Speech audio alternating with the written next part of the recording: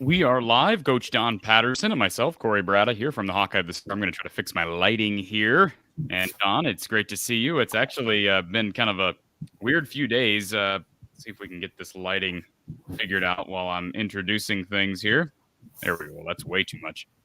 Don, you and I usually talk about the Iowa football game, whatever week it is. We usually talk about it shortly thereafter.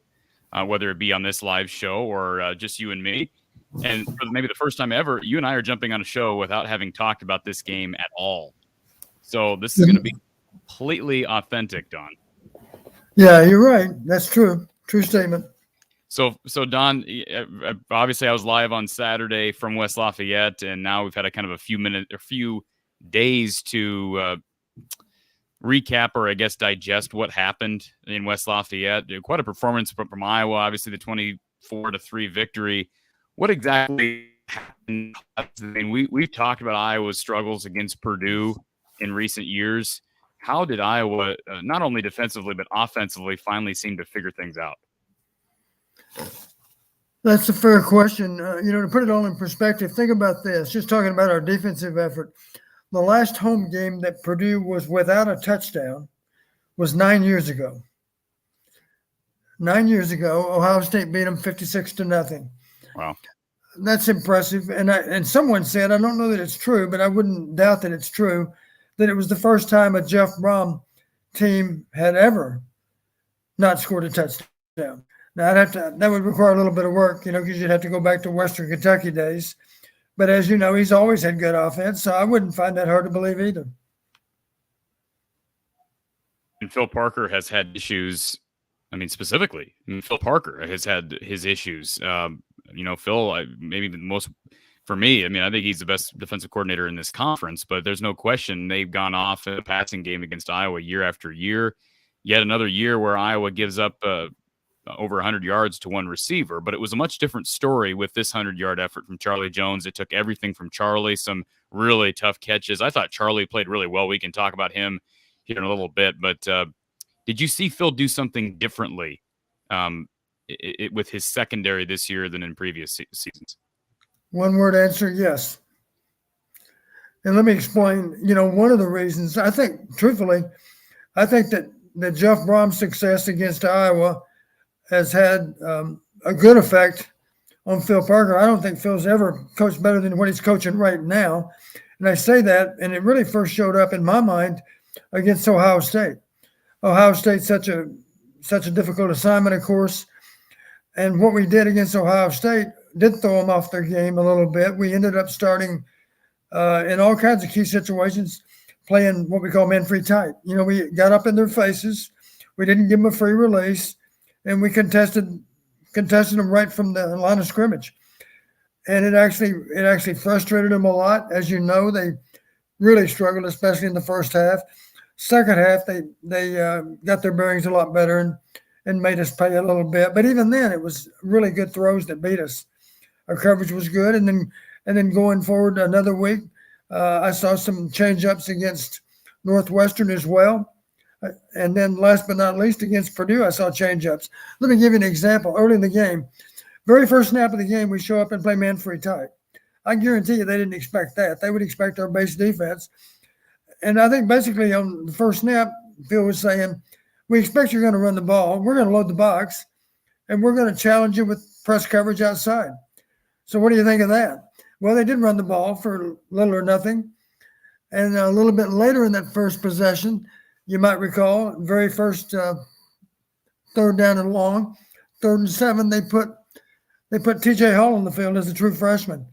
And on that snap, we played 2-man, 500-man coverage with 2 safeties in behind. And what you're really banking on there is a coverage sack. And I don't know that we got home on that one, but I know we had pressure, certainly. And the quarterback had to hold the ball longer. and that paid off as well. The next time we were in 3rd and 10, it looked like a 3rd and long, happened to be 3rd and 10. It looked like another snap, a 2-man, but it was not. It was actually 2-man on one side of the formation, but on the Charlie Jones side, it was bracket coverage on Charlie Jones. So they presented as 2-man, but on the snap, the safety spun down to play any inside routes that Charlie might run. Meanwhile, the corner softened up to the outside, so they effectively bracketed Charlie with double coverage. On that snap, I know for a fact we forced the quarterback to hold the ball. He wanted to go to Charlie, but to his credit, he realized that free safety was a threat to Charlie's route, ended up holding the ball, ended up as a coverage sack. That was good. And in addition to that, all in the first quarter, we did play some cover 2. We did play our usual cover 4. All of that was done in the first 15 minutes of the game. And I think what it forced them to do is second guess a lot of their planning for the game, because there's no doubt in my mind they were game planned primarily to defeat our base coverage, and we didn't play our base coverage all the time. So it's made us an even more difficult defense to solve, because we're simply not as predictable as we were a month ago or 12 months ago. So that's good to see, because necessity is the mother of invention, they say. I think our defensive staff did a great job of simply deciding long before the game was played, we're not going to give them a chance to pick us apart by playing our base defense. We're going to change up. We're going to create some uncertainty in their minds as to what we're going to do next. And frankly, Don, I don't mean to put this on a huge level here, but that's one of the reasons why I really believe that Phil Parker would be a great head coach someday, because he seems to be a strategist, right? Don't you have to be you have to be a strategic position coach to be a successful head coach one day, don't you? I mean, Kirk Ferentz, maybe I don't know if he would be. Would you consider him a strategist? He's been very successful, so maybe that's not a rule. Corey, you froze there for about 10 seconds, so I'm sorry. You have to ask that question again. I was just saying that, Don, that it seemed like Phil Parker is a strategist, if you will. And it seems to me that most head coaches, most good head coaches, successful head coaches are in themselves strategists. And maybe Kirk Ferentz is a exception to that rule. No offense to Kirk, but as far as what his background is, the offensive line, wouldn't consider him necessarily an offensive mind. I know he played defense, right? But right. Would you say that that's one of the things that makes Phil a potential candidate for not just the Iowa coaching job in the years to come, but other coaching jobs, head coaching jobs? Yeah, fundamentally, I think a good candidate to become a head coach someday is simply a position coach or a coordinator that demonstrates outstanding leadership. And there's no doubt that Phil does all of that and then some. I think he has evolved into a better strategist maybe than what he was as a younger coach, simply because as you go along, of course, you realize, it'd be nice if we could just play our base defense, but we can't get by with that because we cannot be that predictable. And the fact that we have become not as predictable has made us even more difficult to attack. Don, what did you think of Charlie Jones in general? How would you rate his play? Because I'll be frank, Don, there's a lot of Iowa fans out there that were snarky towards him after the game because, people assume that because Purdue loses the matchup against Iowa, that means he made the wrong decision in leaving. That's not the case at all, in my opinion. I think he made the right decision, and Phil made the right decision in making adjustments, and Iowa's defense won this game along with an offense that seemed to be improved. What did you think of Charlie's play? I thought Charlie played a good game. There's no doubt about that. I felt a little bit sorry for him at times because he was targeted so often. And the thing I know, imagine this, in every game he's targeted a lot. And, of course, receivers are exposed to injury sometimes because they have to extend for a ball. And there's no doubt about it. Charlie's pretty beaten up this time of the year. There was one game a while back in time where I think he only had 3 catches, and it was tied into the fact that he was less than 100%. So the thing I appreciated was that Charlie was still competing. He really got hit hard a few times. He was exposed on a few of those catches. And the thing I was pleased to see is after the game, as I understand it, Corey, there were all kinds of Iowa players that still embrace Charlie Jones because those friendships are going to last even if Charlie doesn't finish his career at Iowa. those guys are still good friends, and they do appreciate on both sides the commitment that they've each made to the game of college football. So it was friendly competition. During the heat of the game, of course, might have been a little bit of talking going on back and forth, but the bottom line, after the game, they still had hugs for Charlie, and he certainly had hugs for them. Those guys are friends, and they'll be friends the rest of their life. Don, being there in the stands, I was careful after the game. I was careful to observe exactly what you just described, how Iowa players responded. And some Iowa players didn't go over to, I mean, not everybody, you can't have 100 players or how many, I guess Iowa doesn't travel that many, but you know what I'm saying. The whole team can't go over there and hug Charlie. Right. But you're right. There was a considerable amount of players went over there. Can I get your thoughts real quick, Don, on the video that kind of went viral after the game, and maybe you didn't see it, but but there was a play where Charlie Jones, I think it was maybe on the fourth down, incompletion to Charlie late in the game, and Cooper DeJean went over to help Charlie up, and Jack Campbell grabbed Cooper DeJean and pulled him away. Now, there were a lot of Iowa fans that were applauding that and praising Jack Campbell for his unbelievable leadership and what a sign of leadership. I love Jack Campbell for the record, Don. That didn't rub me the right way, and maybe I'm just not – I don't understand the spirit of the game in that moment. But first of all, did you see that video? And if you did not, what do you think about that type of a display in a game? Well, I wouldn't read too much into it. You know, I'd like to hear Jack's explanation for why it happened before I would indict him for what he did. It's not that big a thing, I think. Football's an emotional sport. I don't think if you've never played it, you don't understand that maybe. So I wouldn't want to put too much stock in what happened and read too much into it. It might not even have happened exactly as it appeared to happen. That's the truth. And I do know this. Jack Campbell is the kind of young man that any father would hope to someday have as a son-in-law. You know, that's how good a person he is. He's one of my favorite players, not just for how he plays the game, but just for the person he is that's on and off the field. A great person. So I wouldn't applaud him for doing it, but I wouldn't be critical of him for what happened either. I don't know the circumstances. It's not that big a thing. I'm sure that even Charlie Jones doesn't think that's that big a deal either at this point in time. Okay, couple other things, and we can get to kind of open things up. People are, of course, free to call 515-635-1601, 515-635-1601, or you can join by StreamYard. Link is in the description below. What did you think of Spencer Petras on Saturday, Don? I thought that, first off, honest to God, that Purdue defensive staff probably heard a few threats after the game about you need to improve or you need to go somewhere else. Honest to God, some of those guys on defense, it appeared to me they were reluctantly out there tackling people. They didn't look like they had their hearts in it. And, you should not show up with that kind of attitude because it's going to be a long day for you. I don't care what kind of uniform you're wearing. But it looked to me like they weren't even very well coached at times. We took good advantage of them. I made a comment to Lisa at one time. I said, this reminds me of that old expression, candy from a baby. I'll give you an example. When we line up in a bunch formation, and that's a trips formation that's close to the offensive tackle. You know what I'm talking about, Charlie. Charlie, listen to Corey. But out of that formation, they foolishly decided to play man-free coverage.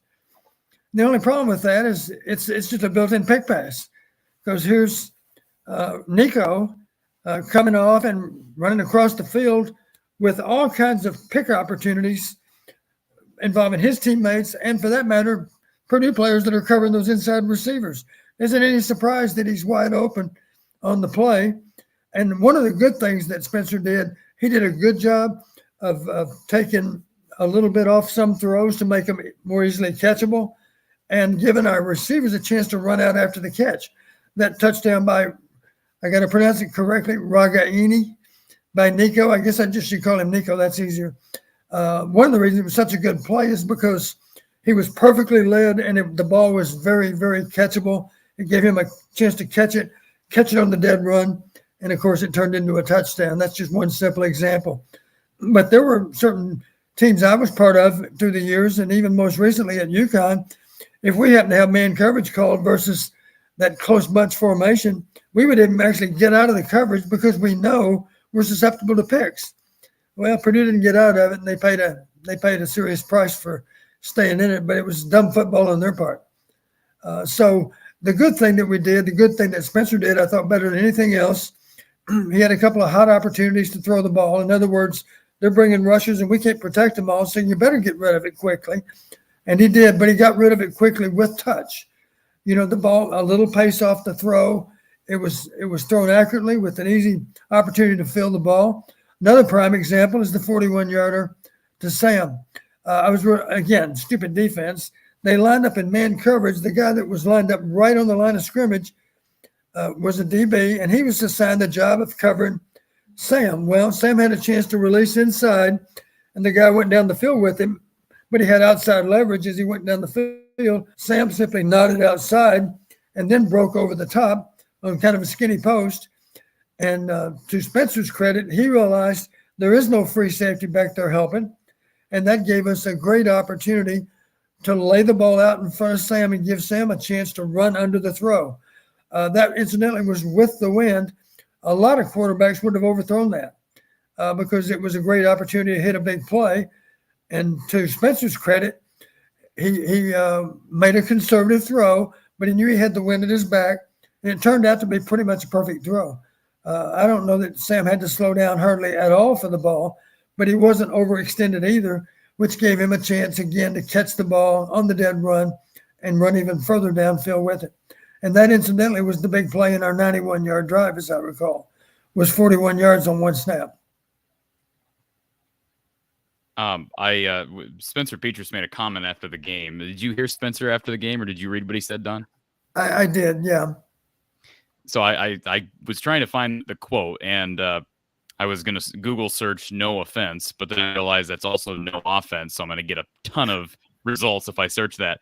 But what were your thoughts on the Spencer Petras comments? Basically, I don't have it in front of me, but it was basically, forget you guys. You guys are fair weather people. I mean, again, he's obviously got a lot of resentment towards the Iowa fan base. I think that's clear. I mean, what do you want us to say? He's got resentment towards the Iowa fan base. But what were your overall takeaways from what Spencer said after the game? Well, I certainly didn't see it as necessary to make a comment with that in mind. But I will give Spencer credit for doing it in a respectful way. He didn't sound vindictive when he said it. Maybe it was I can understand he was emotional at the time, and he was frustrated that he was. I'm sure he's only human. He was frustrated that he was a little bit under fire for the struggles that we had on offense a few weeks ago, and thankfully we haven't had those struggles the last couple of weeks.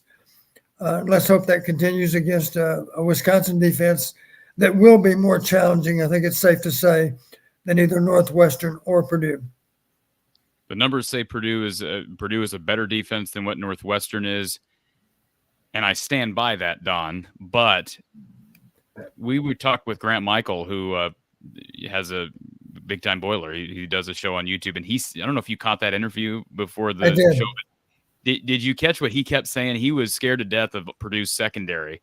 And yeah, after I've seen him play, I can understand why he was scared. They're so he hit the nail on the head on that one. Yeah, he did. We had good matchups, our receivers versus their DBs, and it wasn't just the passing game, obviously. It was also their ability or inability to tackle. Prime example is the 75-yard run. My gosh, that wasn't a very good effort on the part of a couple of different Purdue players. That's the kind of thing that wouldn't happen with an Iowa DB. It would be all-out effort to stop that ball carrier from going down the field, but I didn't see that out of a couple of Purdue players. It was a less than all-out effort, and that's certainly not what we expect with our DBs, and that's not what they give us either. Yeah, that'd be a very strange situation, and I would not be surprised, Don, if we see some coaching changes on that side of the football before the season's over. Now, maybe they'll wait because we are pretty close to the end of the year. But Brahm was pretty candid when he spoke after the game, so we'll have to wait and see what happens there. The wind. I've never, I was in the stands. We had debris flying through the stands at us a couple of times. I kind of shielded a friend of mine because literally there were cans and stuff flying through I've never dealt with wind like that at a football game. How does that affect a game? Obviously, it's harder to throw, and we get that, Don, but you've coached in extreme conditions. How does that affect gameplay? Well, that's why if you can, you try to come up with a lot of high percentage throws. The ball doesn't affect the flight of the ball as much on a 10-yard throw, of course, as on a 40-yard throw. So I think we did a good job of that. Let's face it, a lot of our big gainers were balls that were not thrown that far down the field. Here's another good example. I think back to Lachey's reception. That was a gain of 22. And what pleased me, I actually made a note of it. I said, I'm glad to see so often we're right-handed with our nakeds.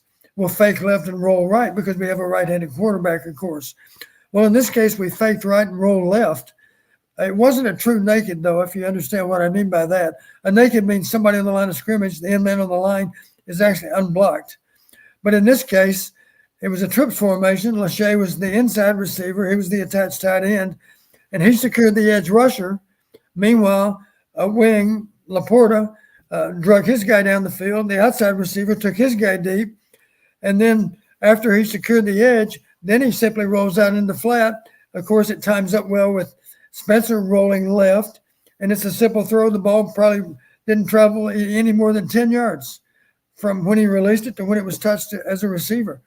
And the beauty of it, of course, again, he hit him in dead stride, gave him a chance to run out down the sideline for a gain of 22 yards. It was a ball, of course, we threw it from the backfield. It was a ball that was probably caught no more than 5 yards downfield.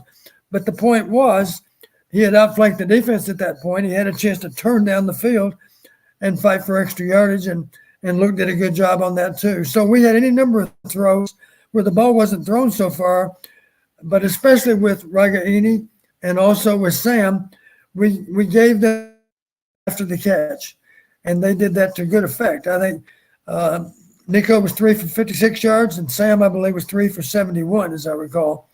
So very productive. That's 6 very productive receptions, of course, that are worth, 127 yards. So that's good football when you can average over 20 yards on those six plays. Don, back in spring, I said I think Kaleb Johnson's got a chance to be the best running back Iowa's had since Sean Green. You can't overreact to one performance, but would you start are you starting to see, again, understanding that these defenses these last 2 weeks have not been very good, or not played very good? Although the Purdue front was not the problem, right? I mean, they got home to the quarterback at times. Right. I'm assuming they weren't great if you watch back on the tape. Their bigger problems, I say, were at linebacker level and then also in the back end. I thought the down guys played better. And again, it'll be a challenge. Here's the real challenge for number 2. If you want to think back, when did he really look exceptional in these early games? I say early games, we're already 9 games into the season. But you think back to the Nevada game, that's the first game where he impressed you. And now, of course, the Purdue game, you had to be impressed. But let's face it, those were maybe the 2 weakest defenses we faced. So the real test is coming. The real test is coming against the Badgers, and again the following week against a very good Minnesota defense. So that's the next challenge for our young freshman running back, is to play well against better defenses than what we saw in those 2 games. That's safe to say. That'll be a challenge. I did find a good description. Hopefully you'll think this is funny. Maybe only the older listeners might appreciate what I'm saying. But I swear to God, the other day I woke up and maybe the first waking thought I had that day was I finally figured out a good description of our freshman running back. And I want to ask you to imagine this, Corey. Imagine you've gone to an amusement park, and imagine that you now have a chance as a kid to ride on the bumper cars. And you're the lucky kid that gets the best bumper car.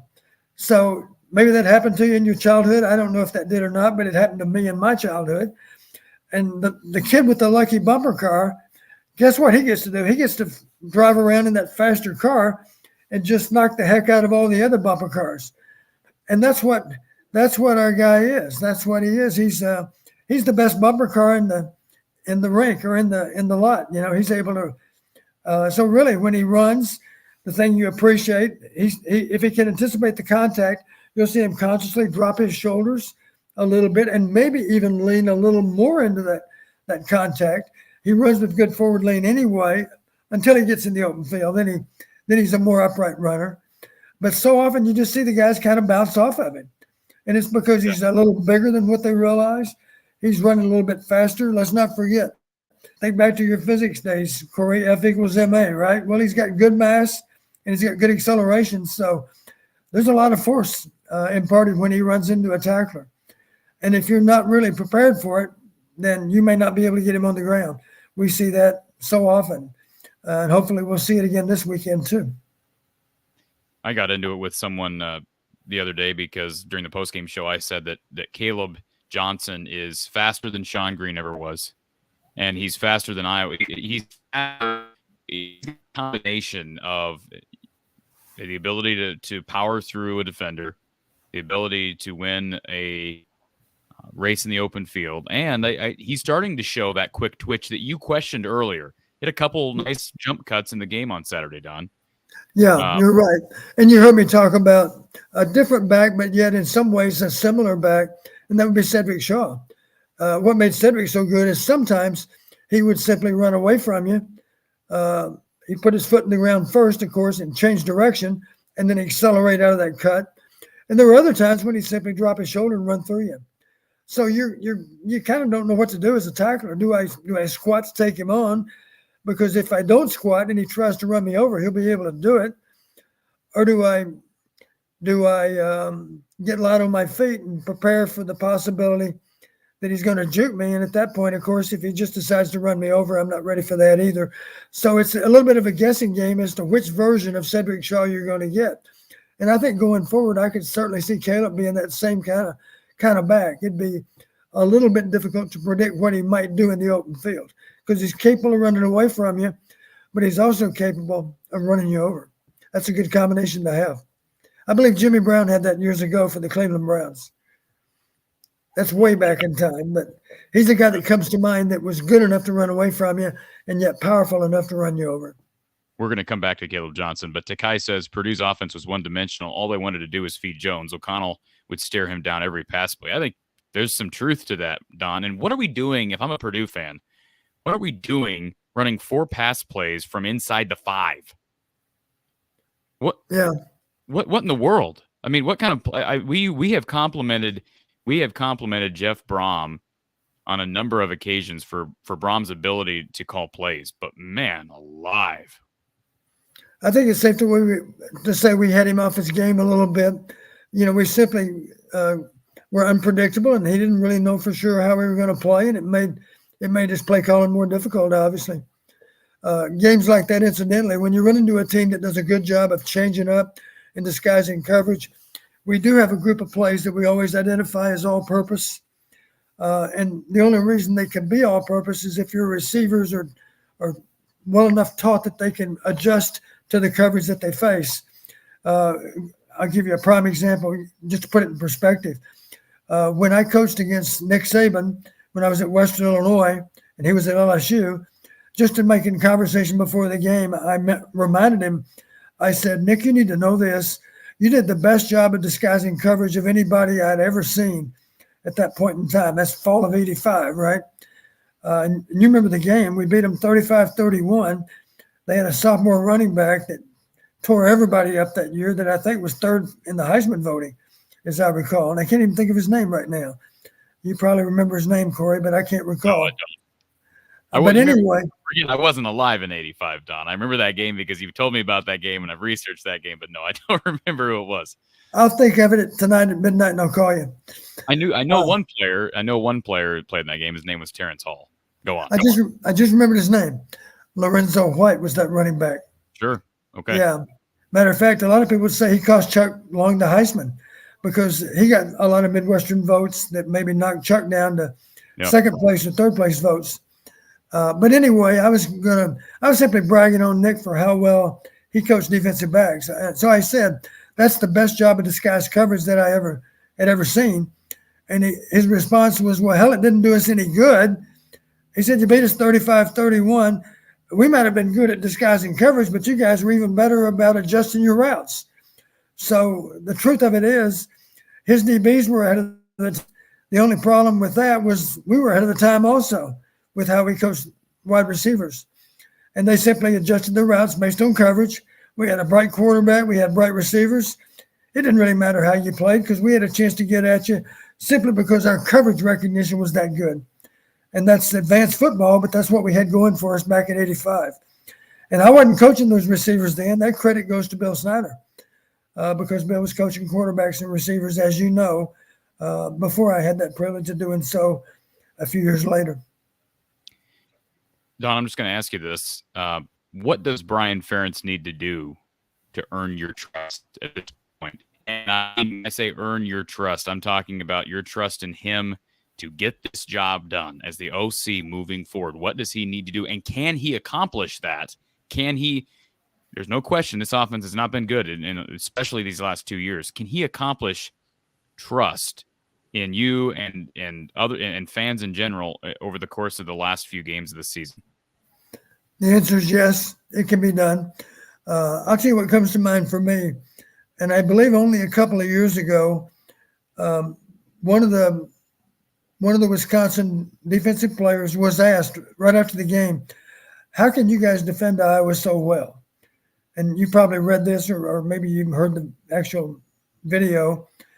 His response was, well, based on personnel groupings, based on formation, and based on backfield sets, we have a really good idea what the play is going to be. He said that after the game. And you've heard me say, because you've asked me the open-ended question, what can we do to improve the offense? And you've heard me say, we need to have a little more imagination with how we game plan.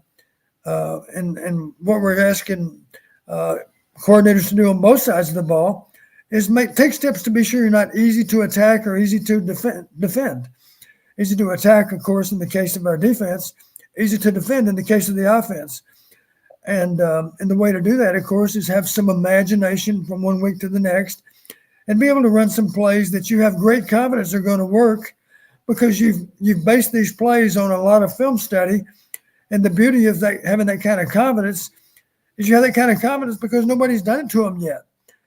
That's what you're looking for, is throwing them a few curveballs here and there. That's precisely what Phil Parker's done the last 3 weeks. And I think we've done a little bit of that on offense, but there can still be more to be done. And that's my hope going forward, is that we throw a few curveballs on offense at Wisconsin on Saturday.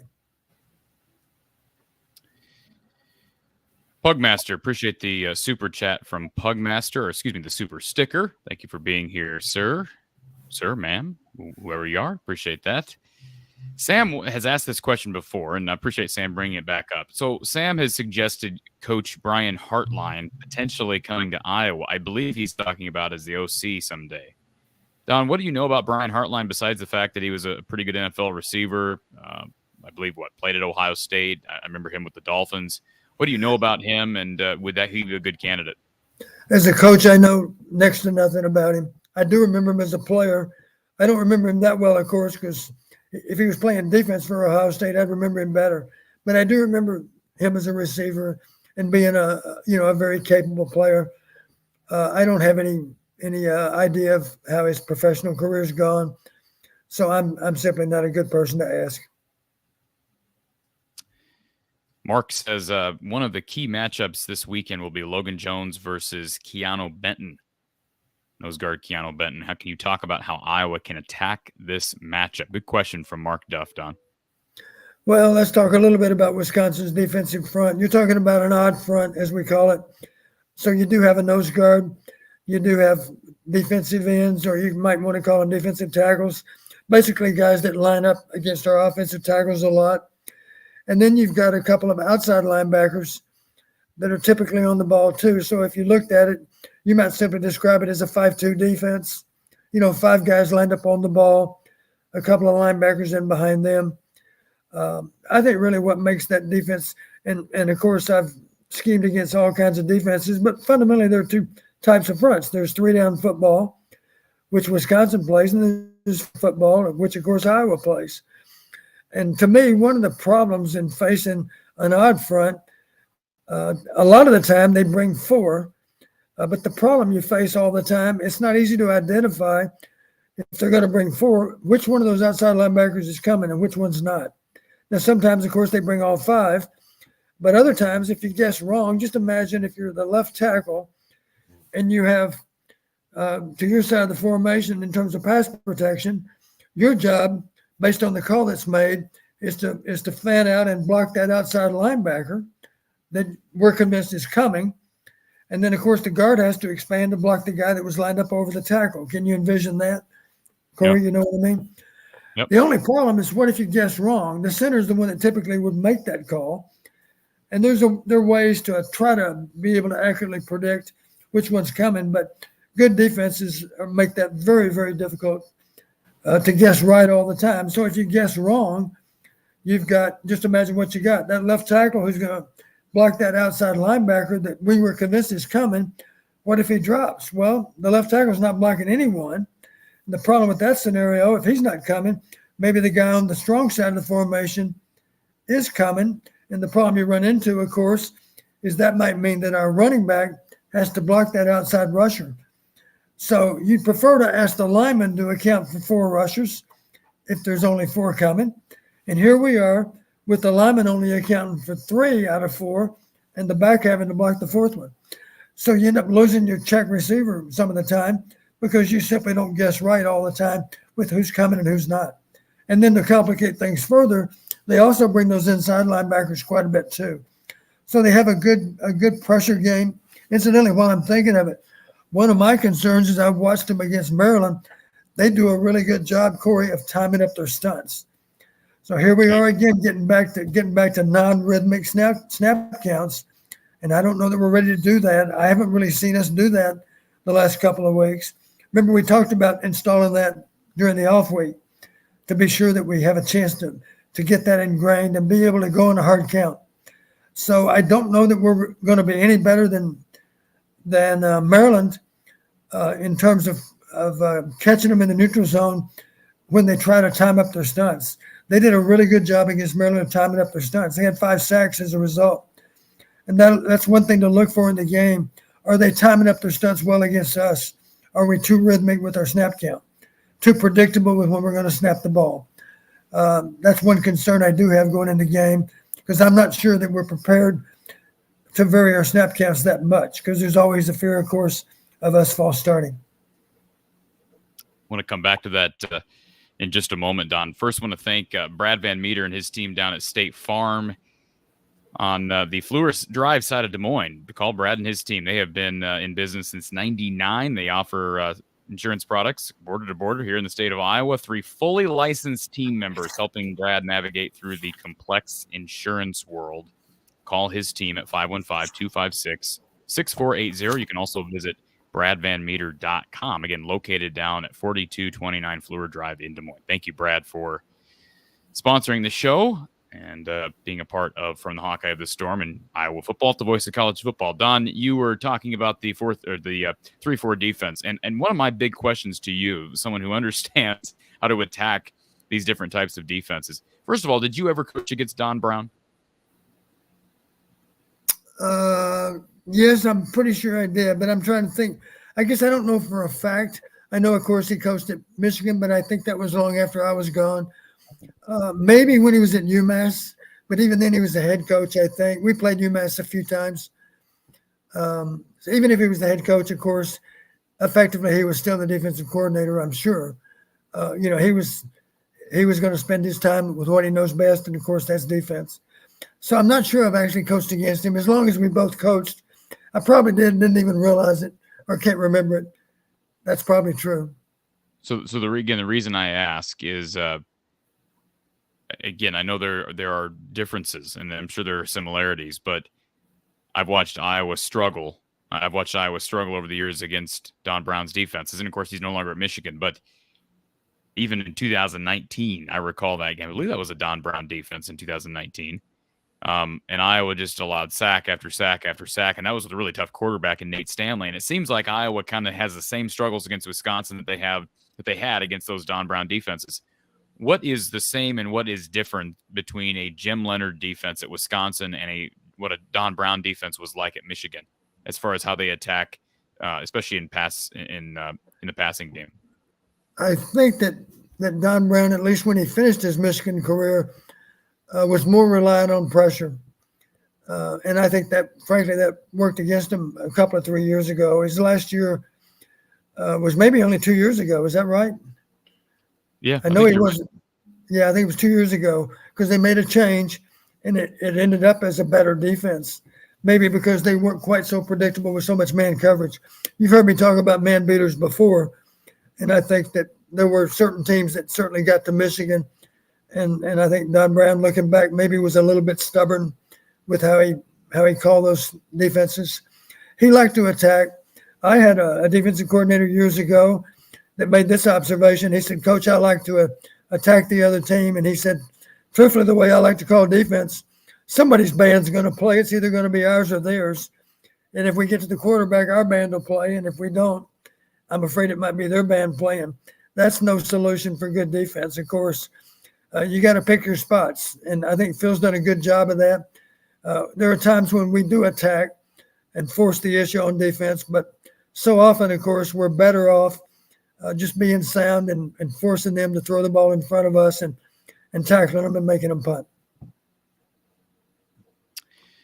Yeah, and so I think I would guess you'd agree that it's fair to say that there are a lot of similarities with how those two teams have attacked those two defenses. I'm talking about Don Brown's defense versus the Wisconsin defense, because they send pressure from different places, right?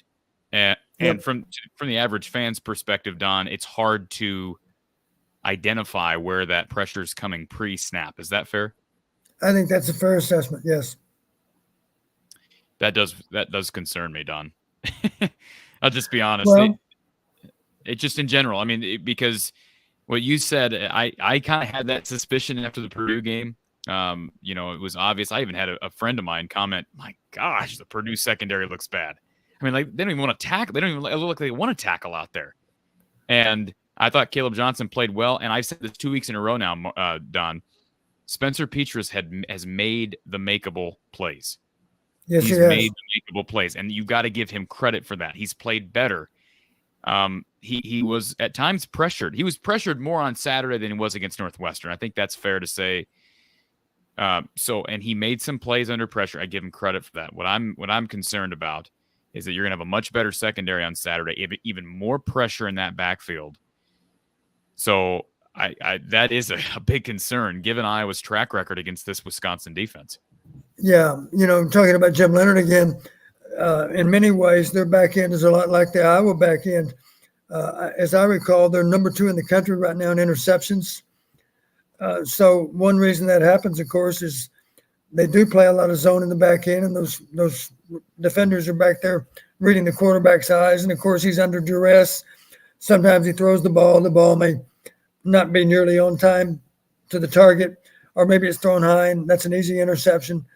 And if it's just a little bit high, of course, as you know, tip passes end up in the wrong hands a lot of the time too. So they do a good job of forcing you into turnovers.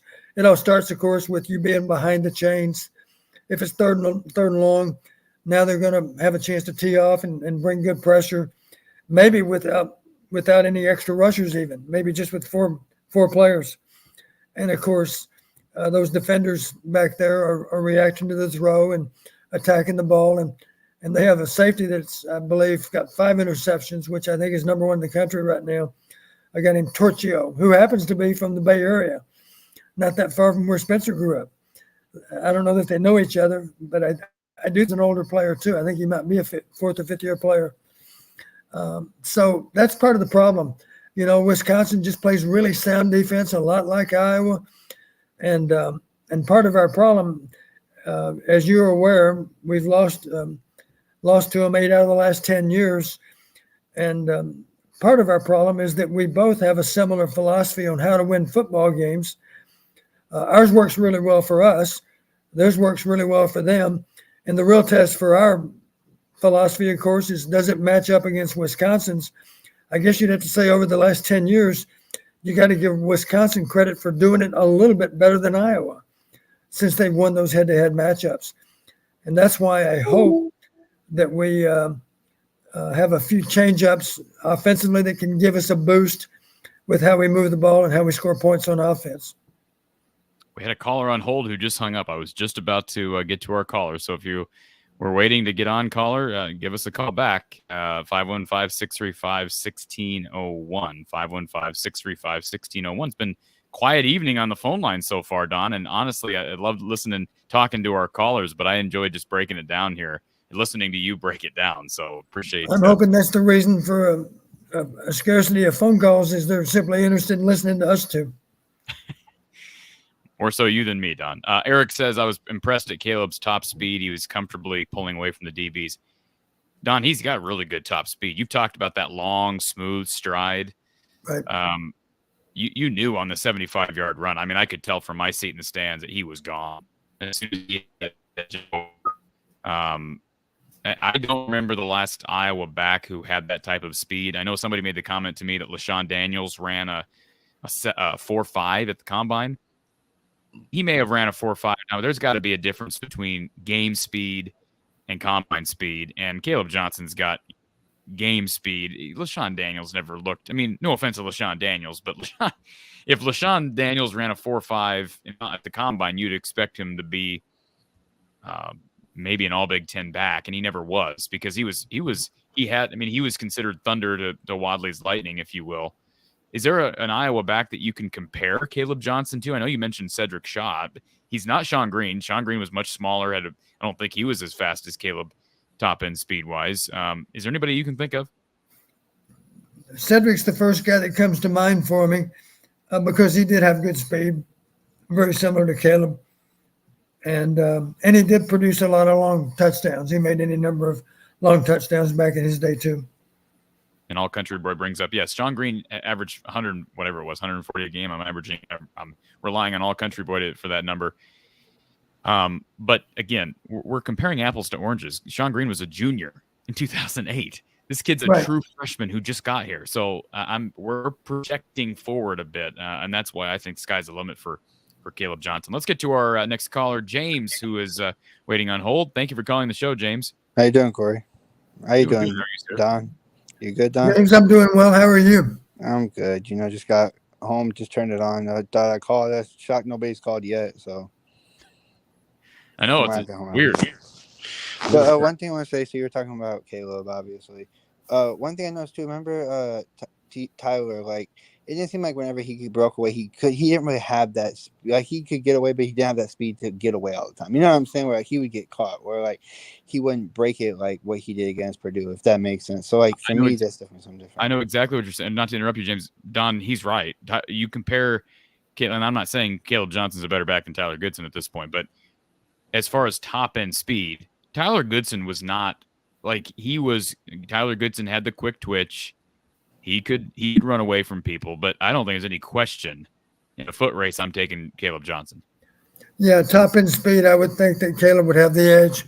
They have equipment nowadays, of course, that can measure you in terms of miles per hour as you run down the field. I don't know how fast Kaleb is. I'd be curious as to how he would check out. There are, I think, a few of the fastest players maybe in the NFL that can maybe even run 21, 22 miles an hour.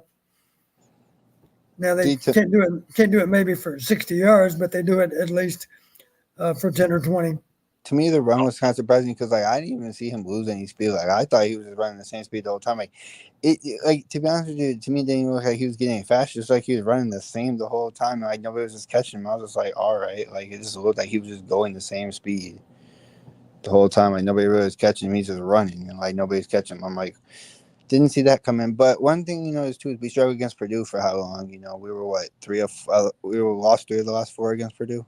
Was that the number it was? I believe 4 of the last 5. 4 of the last 5. 4 out of 5. Yeah. What is it against Wisconsin? Is it the same thing? I don't think we only beat Wisconsin 2020. We beat Wisconsin in 2020 and 2015. So actually more than that, be 5 of the last 6. Yeah. So like, maybe it's a good trend that we beat Purdue after struggling with them, and then maybe we can beat Wisconsin struggling with them. But Wisconsin likes to run the ball, so that makes it a little harder. Braylon Allen's kind of banged up. That might make it. I mean, obviously the other running back's good too, but Braylon Allen's just a tank. Like, that dude is giant. Obviously, if you have him beating you up all day, it kind of gets more beat up than what the other running back would do.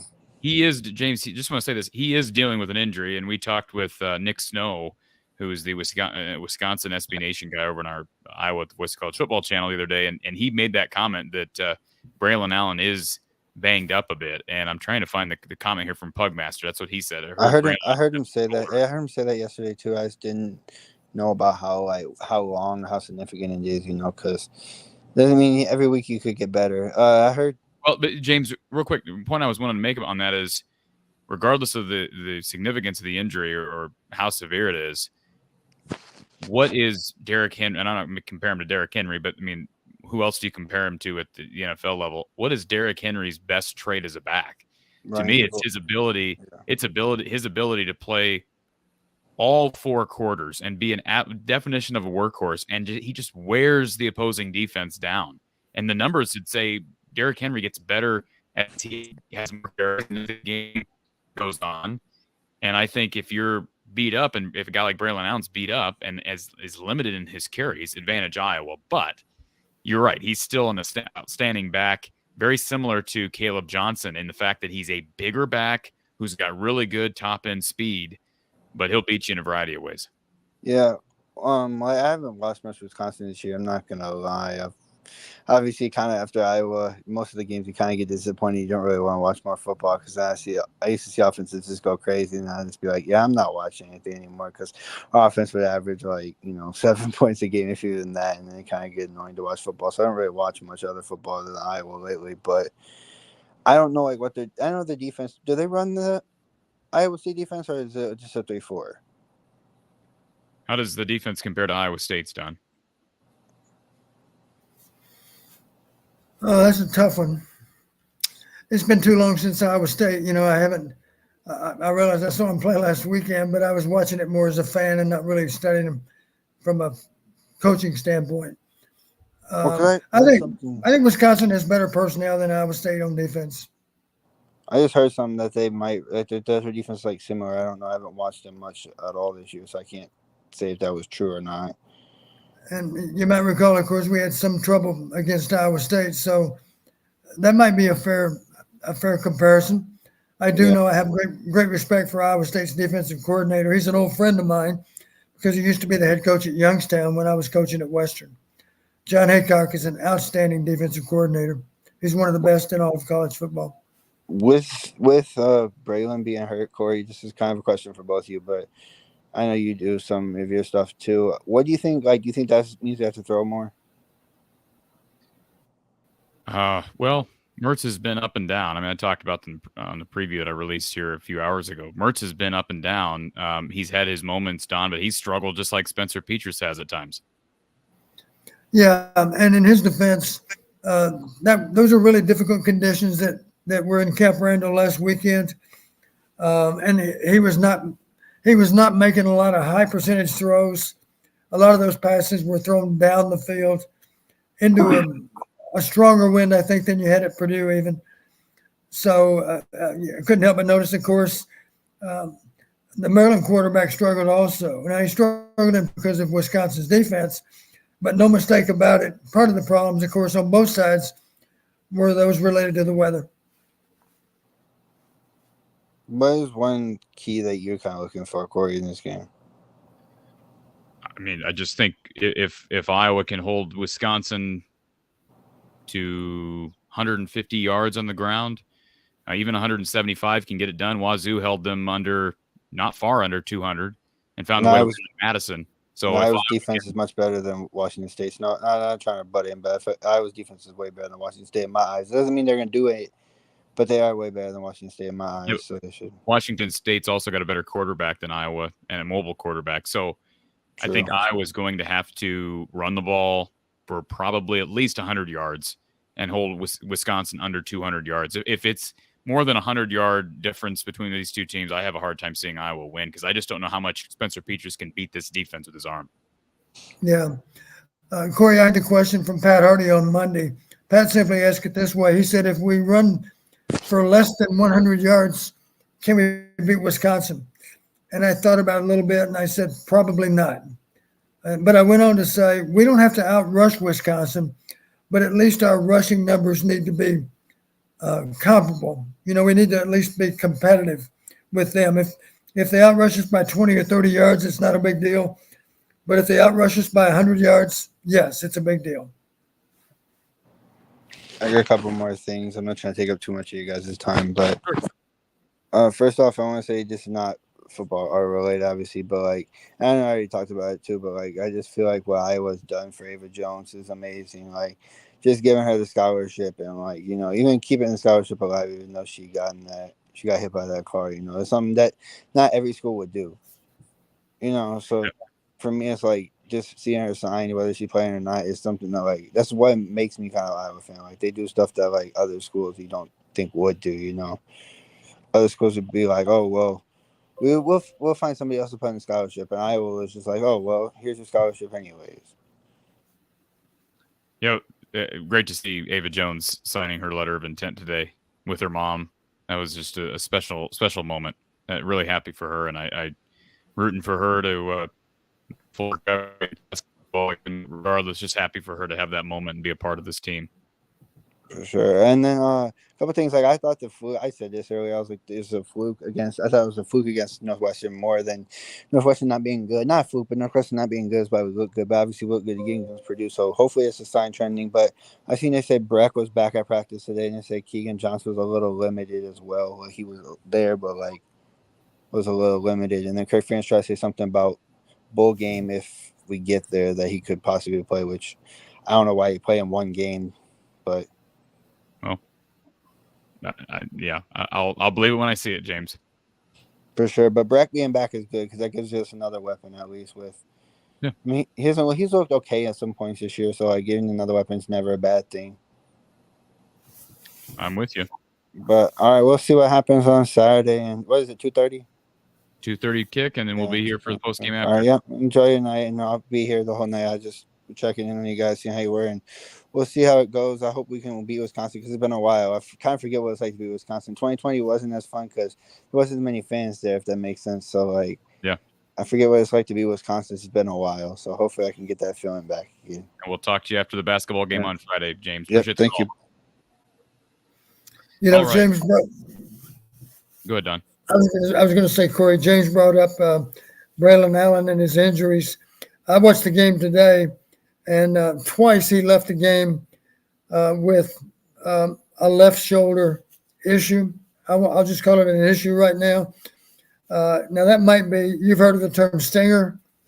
You can have a pinched nerve that'll give you a feeling of electricity in your arm. And if you see a player holding their arm limply, then that might be because of a stinger.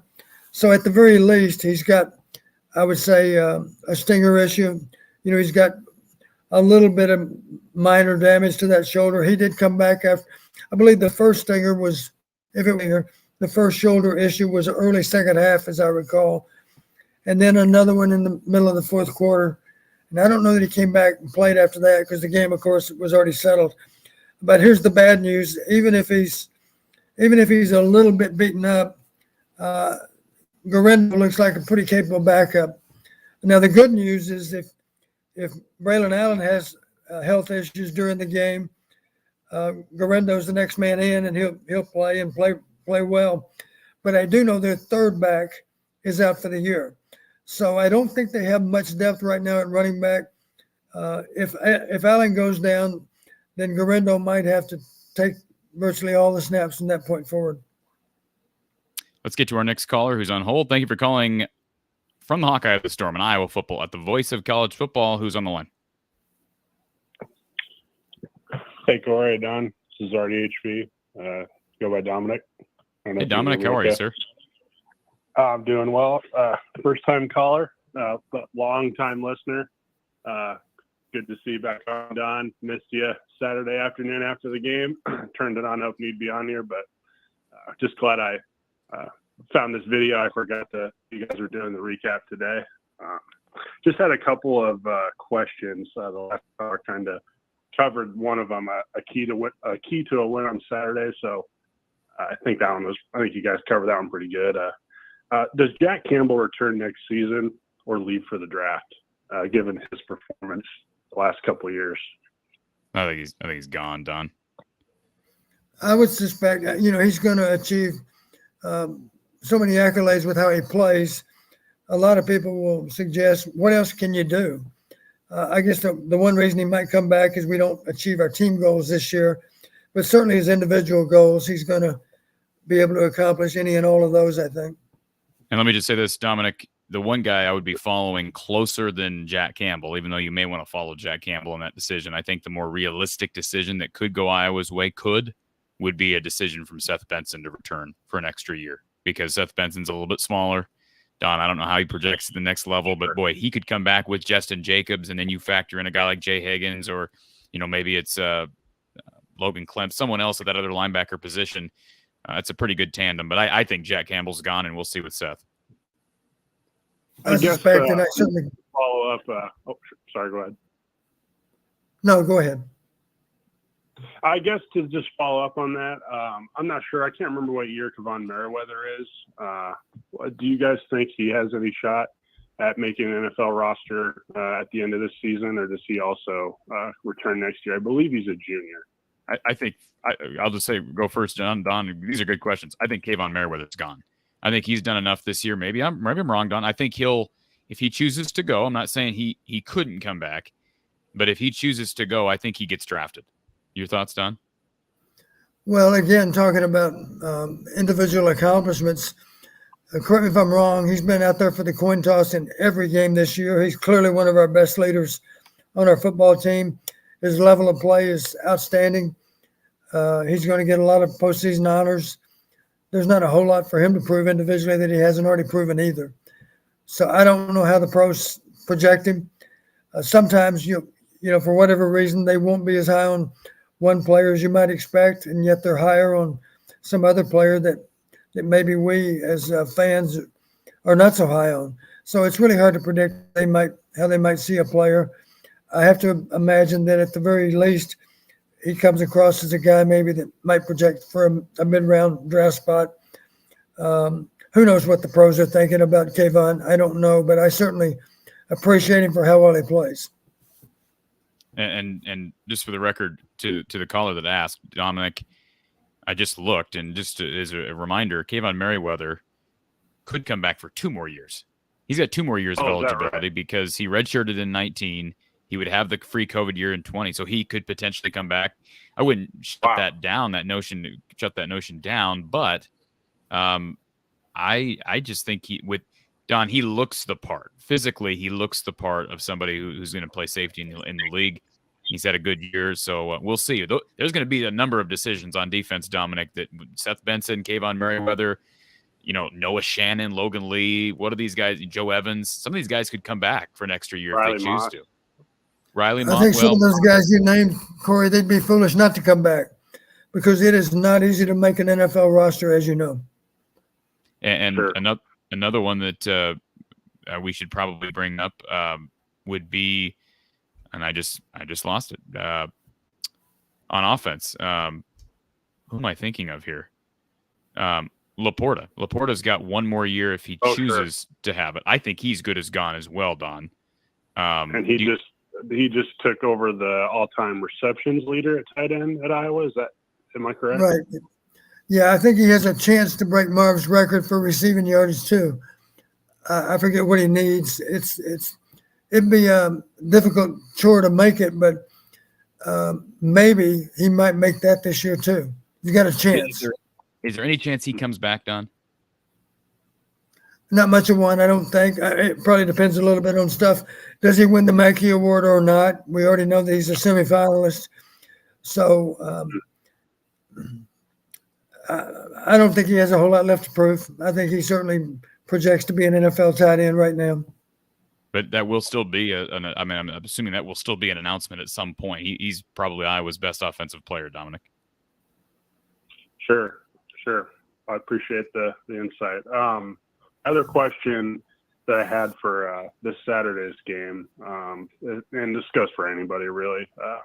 Do you think Iowa becomes the favorite to come out of the West if they were to win this Saturday? I believe Illinois has a pretty tough schedule ahead.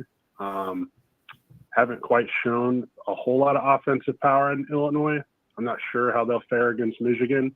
But do you think that if Iowa were to win this one on Saturday against Wisconsin, they'll kind of run the table and perhaps make that trip to Indianapolis again? Well, correct me if I'm wrong, but Minnesota is still very much alive in this race as well, right, Don? Sure. Yes, they are.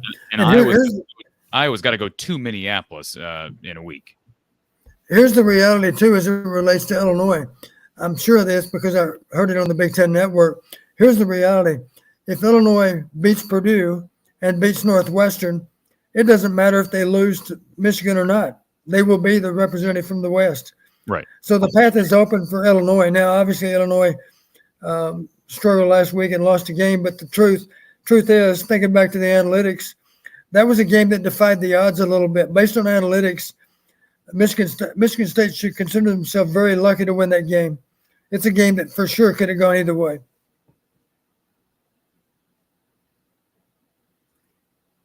Sure.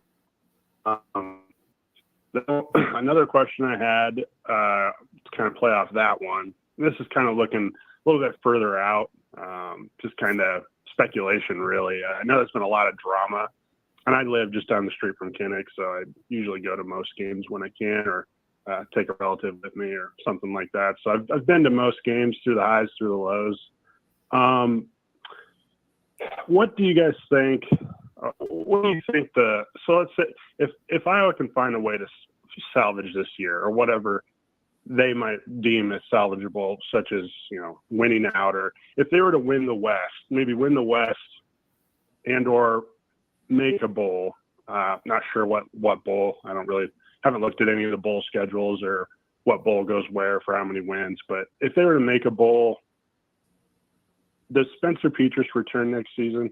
Do you guys think Spencer Petras returns, or does he, just given the body language? I also believe, you guys were covering it earlier when I first hopped on, I do get the sense he resents the fans a little bit. I think he probably reads into maybe Twitter or just social media. I think he's reading into things a little bit deeper than he probably should be when he's not on the field.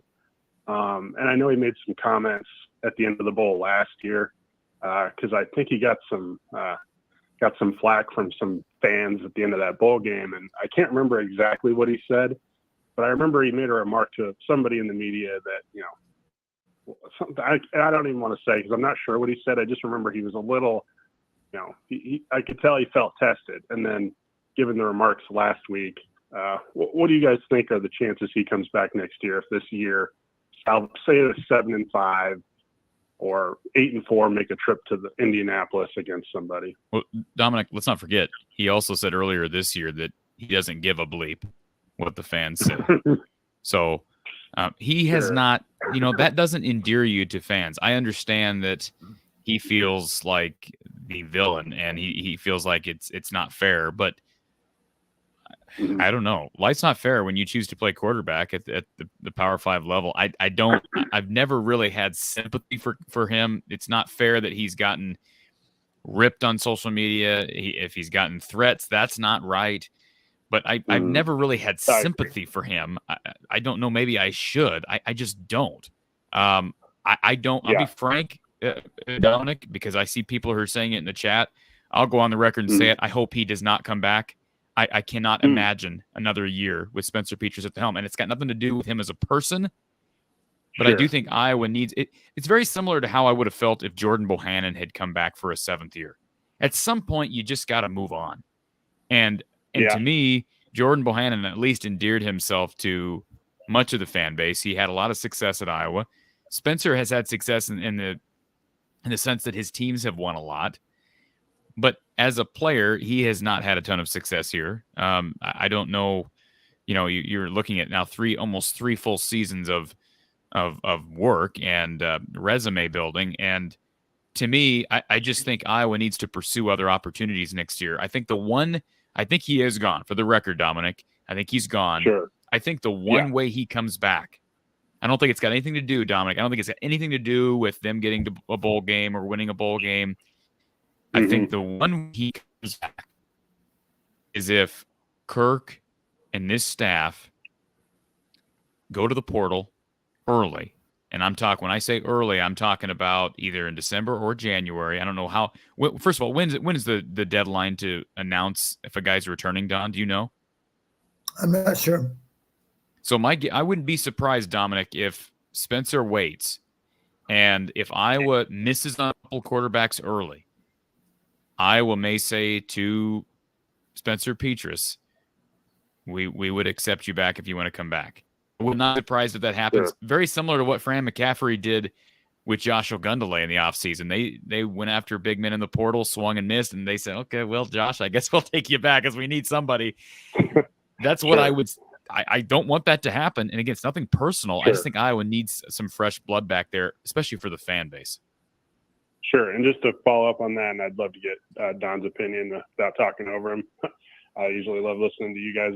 You guys talk way more than me or some of the callers, but so I did notice last week, I was at the Northwestern game a couple weeks ago, and take this for how it is.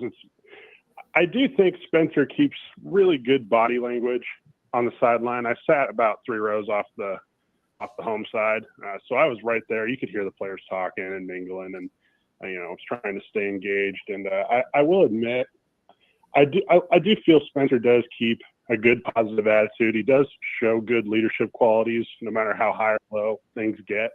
And I even see him mingling with some of the kids that sit a few rows off. I think he fist bumped like in the second quarter. I think they scored, and Spencer gave a fist bump to a kid in the second row, and I thought that was cool. And I've been very critical of him as well, as much as the next guy, admittedly. But I do think he is like you said, he's a good kid. I just don't know if being the starter for a Big Ten team is quite there on a week-to-week basis, consistent enough. And one other thing I noticed in that Northwestern game, this I really wanted to go and kind of keep my eye on Padilla, because there was that speculation that Padilla might be the starter in that Northwestern game, and he wasn't. I did find his body language to be very just disconnected. He just kind of seemed very looking around a little bit, just not as engaged, very I can't remember at what point he checked into that game. Am I correct? He came in at some point in that game in the fourth quarter. Did Padilla come in late in the fourth quarter against Northwestern, Don? No. I don't think he did. He didn't. Okay. I couldn't remember. I just remember Spencer and him talking. I think at one point Padilla I thought he was putting his helmet. I could be wrong, guys. I'm sorry about this. I'm just kind of remembering what I was looking at just to kind of analyze the language of the offensive side of the ball. Defense was clearly excited and happy because they were, holding Northwestern to next to nothing all day. But I just got the sense that Padilla, he just doesn't seem, I don't know, I wouldn't say engaged, but it's just, I don't know. There's just something missing there. There's something going on there that I feel like Alex isn't going to be here next year. I don't know. I'm not sure about Petras. I know everybody in the comments, and you guys I guess I won't speak for Don, but you, Corey, you seem to be sure he's gone. Alex, I'm almost certain he's probably going to transfer out. Just, I don't know. After the presser of the week before that, when he went in against Ohio State, I noticed he was, he made that comment about, I guess I'm not sure because I haven't played with these guys. So those were just a few of my takeaways from that game. But Dominic, I think that, I don't think, just one last thing, I mentioned this. I think my prediction right now, Padilla's gone, Petras is gone, Labus might be gone. I don't know that. I'm just saying I would not be shocked if Labus were to leave. I'll be shocked if Padilla stays. And to go off of that, I saw Labus at Kids Day get some reps, and this is so long ago and means nothing, honestly, in the bigger picture at this point. But Labus did not look very good. He did not look like starter material in that Kids Day. He threw a few turnovers, granted, against our defense, and that's why you can't read too much into it. But I just feel like at this point, he would have seen time as well if the coaching staff was convinced he gave them a good shot to win a game. And I think just given how they've handled Padilla and Labus, I just don't see either of them being that future guy here. Obviously, hope for the best, but that's just kind of been my takeaway so far. Well, you're right, because I was at Kids Day as well. Labus did not look good. It is only one practice, though, as you know. Yeah, sure. So, yeah, I mean, I don't think the coaches have a ton of confidence in either Alex or Joey, and that's why they've been so part of the reason why they've been so invested in Spencer. But I think it would be an absolute travesty if Iowa, I said this last year, but even more so this year, it will be an absolute travesty if Iowa does not make a hard push in the portal for a quarterback. That just, Don, does it make any sense at this point not to entertain the portal for a quarterback? Well, I think we feel that we're very likely to lose number one and number two on our depth chart, so it would make complete sense. In the fact that we're not overstocked with quarterbacks anyway, it would make complete sense to look for a guy in the portal. Yeah. Anything else, Dominic? No, that was all my question, guys. I really appreciate this show. I try to, tune into all of them. I tune into all of the basketball ones as well. But I really, really appreciate you having Don on here. A good platform for him to cover these games. It's really a breath of fresh air, no matter how high or how low things get, win or lose. It's really nice to have this to kind of just, vent and let things out and just see how things play out. So, appreciate what you guys are doing. Thank you, Dominic. Appreciate the call, sir. Enjoyed that call. Always enjoy first-time callers, and I've seen his name in the chat a number of times, so appreciate you, Dominic, for giving us a call. And I think it's opened up kind of an intriguing conversation, Don, and we can certainly continue it here in a moment. We've got Clay on hold. We've got Austin on hold. The phone line is back open. But just for a second, I want to give another shout-out to Brad Van Meter, who's sponsoring the show this evening. His team doing great things with insurance, all kinds of insurance quotes. They can get you a quote by calling 515-256-6480. That's 515-256-6480. And again, tell him that From the Hawkeye of the Storm sent you. State Farm, they just celebrated their 100th year of being in business. They're the largest auto insurance company in the nation. And Brad and his small team will take care of your needs regardless of what they are. So again, give Brad Van Meter down in Des Moines a call for all of your insurance needs. Let's get Clay, who has been waiting patiently on hold. Let's add him to the show. Clay, welcome back to the show. Evening, guys. How are we doing? We're good. How are you? Good. I had a whole list of questions I wanted to ask. Okay. I wanted to call out Tory Taylor first and foremost because he had a couple rough games with the Ohio State, and I didn't think he played that well against Northwestern. I think he only punted once, but I thought he played really, really well Saturday, especially considering the elements. And I was terrified Charlie Jones was going to take one of his kicks back and extend his streak of poor games, but I just thought he played really well. It was impossible. Seriously. You guys saw it on TV, but watching it there, some of these punts that went into the wind. Tory just boots it as hard as he can, and that ball just goes up in the air, Don, and literally just falls straight down. I've never seen anything like it. Just your thoughts on Tory. I thought he was smart with how he punted. A couple of those punts, as I recall, into the wind. He made the decision. Maybe he was out toward midfield when he punted, and he made the decision, I'm going to go ahead and line drive it down there. And it's not going to have any hang time, but I think I can get it into the end zone. And if it's not in the end zone, it'll be down somewhere inside the 10. And most importantly, Charlie won't think about filling it because it'll come down somewhere near the goal line. And even then, sometimes with the wind, he would line drive them too. The thought being, if it's a 68-yard punt, even if we bring it back 20 yards, that's still a net punt of 48 yards. That's still a good punt. If you eliminate the turnovers, and of course, Charlie's a dangerous return guy, so it makes sense to try to be sure he doesn't have any return opportunities. And we got that done very well on Saturday. Yeah, he was return man of the year last year in the Big Ten, wasn't he, Charlie? Correct. Yeah, I thought he played really well. Even just not as much just pinning him in the corner, even just getting those touchbacks and those kicks out of bounds, so Charlie didn't even have a chance. I thought it was really big.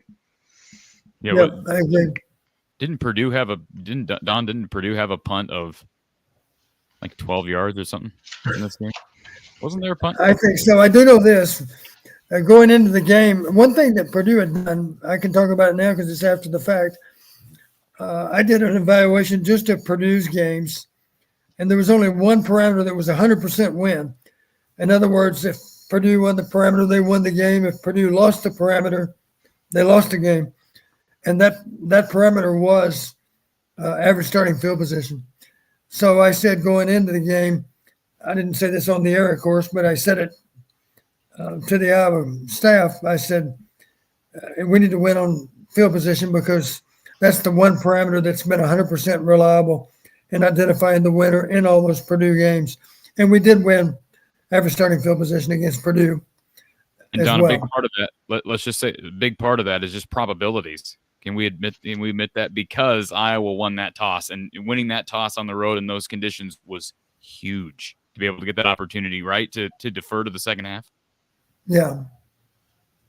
Yeah. That means you've got the win, of course, in the first quarter, and you also have it in the fourth quarter. The unusual thing about the game, as you know, Corey, all of our 24 points were gained into the wind. But again, because we made some short throws that turned into long gains. Well, the one touchdown was built up though with the win. Correct? Am I right in saying that? You're right. We started that drive with the wind and finished it into the wind. Yeah, and certainly O'Connell having to throw into the wind in that first quarter was huge, and Iowa jumped on him early. Clay? No, yeah, I totally agree. I had a question for you, Don. Could you speak a little bit about the 4-3 versus the 3-4? What's the strengths and weaknesses of each, and how would you attack each differently? Well, I think if you're talking about an odd front, one of the dilemmas you face, just because they're lined up as a 3-4, does not mean they're going to rush three players all day. Typically, they will rush one of those four linebackers. You got two inside and two outside.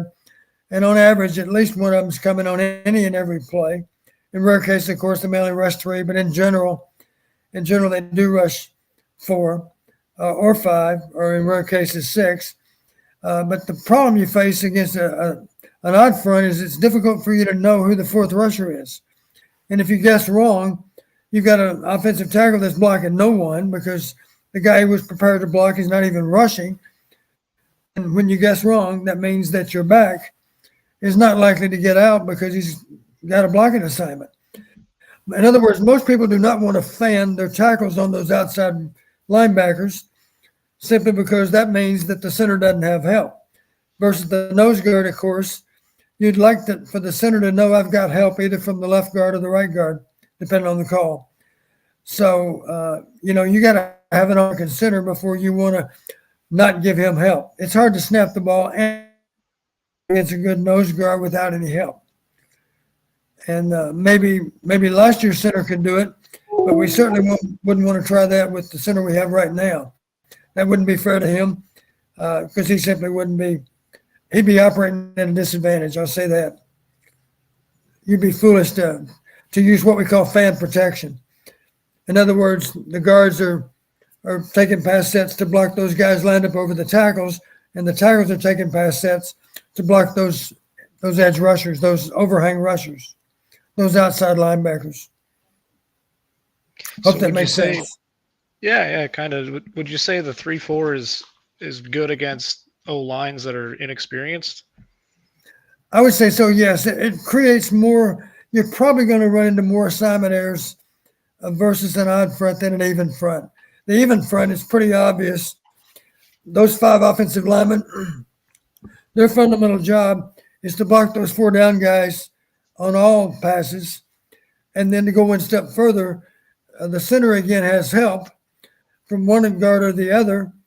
And as a result of that, the center and the guard, if there's a guy in the A gap, the center guard gap, the odds are the center has help from the guard that's on that same side of the formation.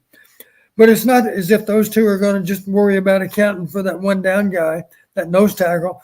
They're also going to be eyeballing typically the middle linebacker, so that in effect they're responsible for 5 players, one of which typically does not rush. Does that make sense? Yeah. Okay, so you've got the tackles blocking the defensive ends, and then you've got the guards. The guard, if he has a 3 technique, an outside shade player, he doesn't have help in blocking that guy because obviously the tackle's got to worry about the wider rusher. But at least the other guard, typically in a 4-man front, one of those inside defenders is sitting in the A-gap.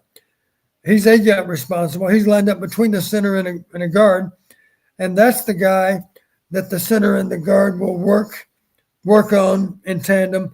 And from there, they'll also be responsible for the next level linebacker. It's kind of hard to explain without showing you on the board, but hopefully I've been able to explain it well enough. Yeah. And no, if I could see the X's and O's, it would probably make more sense. But yeah, pretty good. Yeah. And the bottom line, it's a little more confusing to identify the 4th rusher in an odd front because it might be an inside linebacker, it might be an outside linebacker, and of course, in some cases, they might rush more than 4. They might rush 5 or 6. So it's a guessing game as to who you want to assign the back protection responsibility for. You know, typically, of course, they ask the back to be responsible for someone too, and otherwise, you're double reading. You know, if you give one back a free release, then you're double reading with the other back. If there are 2 backs back there, if there's one back there, then clearly he has to be part of the protection plan. Cool. I had a kind of a follow-up question with Dominic as well. Okay. He was talking a lot about who was going to come back next year. And if you guys could pick one player defensively, obviously not named Jack Campbell because we would all want him, who would you want to come back the most? First guy that comes to mind for me, Corey, would be Merriweather. Okay, I was going to say Justin Jacobs, and it sounds like Jacobs is probably coming back, but I would probably lean towards Jacobs, frankly. So you got different answers from Don and I. We disagree. Not the first time. No, it's either one's a good been choice. a while since we've seen Jacobs, so it's people forget about him, I suppose. But he's a really good player. Yeah, absolutely. And frankly, I think Seth Benson's undervalued. I think he's just a really solid Big Ten linebacker, and I think it'd be really big if he could come back, and he'd be the leader of certainly the linebacking core, but kind of fill in for some of what Jack Campbell does. But there's no replacing Jack Campbell, his size and just his intangibles. But if you get Jacobs and Benson back, boy, you're going to be looking pretty good. And I think the reason why, Don, I didn't go with Kayvon, although I think he's still got room to grow and potential to be a really good NFL player someday, I just think they've got so much potential at safety. In the back end, yeah. Especially with Xavier Wampa. It's just, I know we want to see Xavier Wampa get onto the field. You know, and again, whether his future is at strong or at free. I just have a little bit more confidence with maybe the future at safety than I do at linebacker. But I mean, heck, right now, Phil Parker seems to be confident with what he has at linebacker because they've been able to plug and play without Justin Jacobs. Yeah. You know, let me mention a couple of things, Corey, about UW that maybe the listeners are not aware of, and you may not be aware of either. One thing that's important for Saturday, we need to start fast. And I'll tell you one reason I say that. You don't want to play from behind against Iowa, but you don't want to play from behind against Wisconsin either, because Wisconsin is very, very good at shortening the game. And you know what I mean by that? They get up on you, and then if they're able to mush you for first downs, you're not going to get very many possessions. We did that very well. Well, we didn't do it great to Purdue because in the second half we were too often 3 and out. Didn't matter, of course, because they couldn't move the ball in the tough conditions against our defense. But I am concerned. We do not want to play from behind against Wisconsin. And just to put it in perspective, Leonhard's only been a head coach for 4 games, but in those 4 games, first half scoring for UW has been 80-10. That's how well they've played in the first half. Wow. And I realized, Northwestern's a pretty easy mark, and obviously Maryland under terrible conditions turned out to be a pretty easy mark too. You might not be aware, but they scored their only touchdown in the last minute of the game. They had 3 points for the first 59 minutes in the game, and finally scored at the end of the game. So they had 10 points officially, but they were not far away from only giving up 3 rather than 10 without that last drive. And of course, it mattered, but it didn't matter either because the game was long since won. Here's another concern I have. You're probably aware, Corey, and this is typical for us. We make an effort to get better, and as a result, we end up playing a lot of our best football in November. That's a true statement, and we have the record to prove that. We've got a winning streak of the last 12 games, I think, in November we've won. Something like that. I don't know the exact number. But here's the bad news. Wisconsin is also really good in November. Matter of fact, they flashed this up during the game. Since 2010, their record is now 39-8. In November, there are only 4 teams in college football that were better over that 12-year span. And those teams, we're kind of familiar with them. They're called Ohio State, Georgia, Oklahoma, and Alabama. So it's not easy to beat Wisconsin in the month of November. We've been part of those numbers, of course, because we've only beaten them twice in 10 years. And my guess is maybe all those games were played in November. I don't know that. Maybe in some cases they were played a little bit earlier.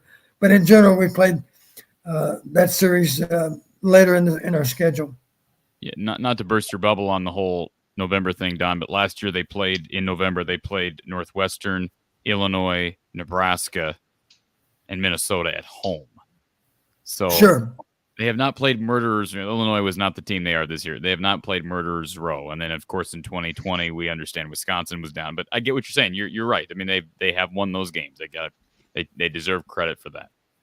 Yeah, and they're built to be good in cold weather also, of course, by the way they play. We're built to be good in November. So are they. Anything else, Clay? Oh, I'll leave you with one more question, and then I'll jump off after I ask it. But Kirk always seems to take the ball at the start of the game. Last week was an exception, I think, because of the elements. But obviously, the defense is our strong suit. Can you guys – what's the strategy behind that? In my mind, I'd think I'd want the defense out there first, seeing it's the strength of the team. But if you guys could just talk about that for just a second, what his thought process is behind that. I'm pretty sure of this, Corey. In all the Big Ten games this year, I believe every game in the Big Ten, if we won the toss, we've deferred. I'm almost certain of that. The reason I know that is because it is our strength. And let's just say it's really important to win in the first quarter and the fourth quarter. And the best way to do that, I feel, is to have the wind at your back. And the best way to get that done is to defer if you win the toss. But see, some people think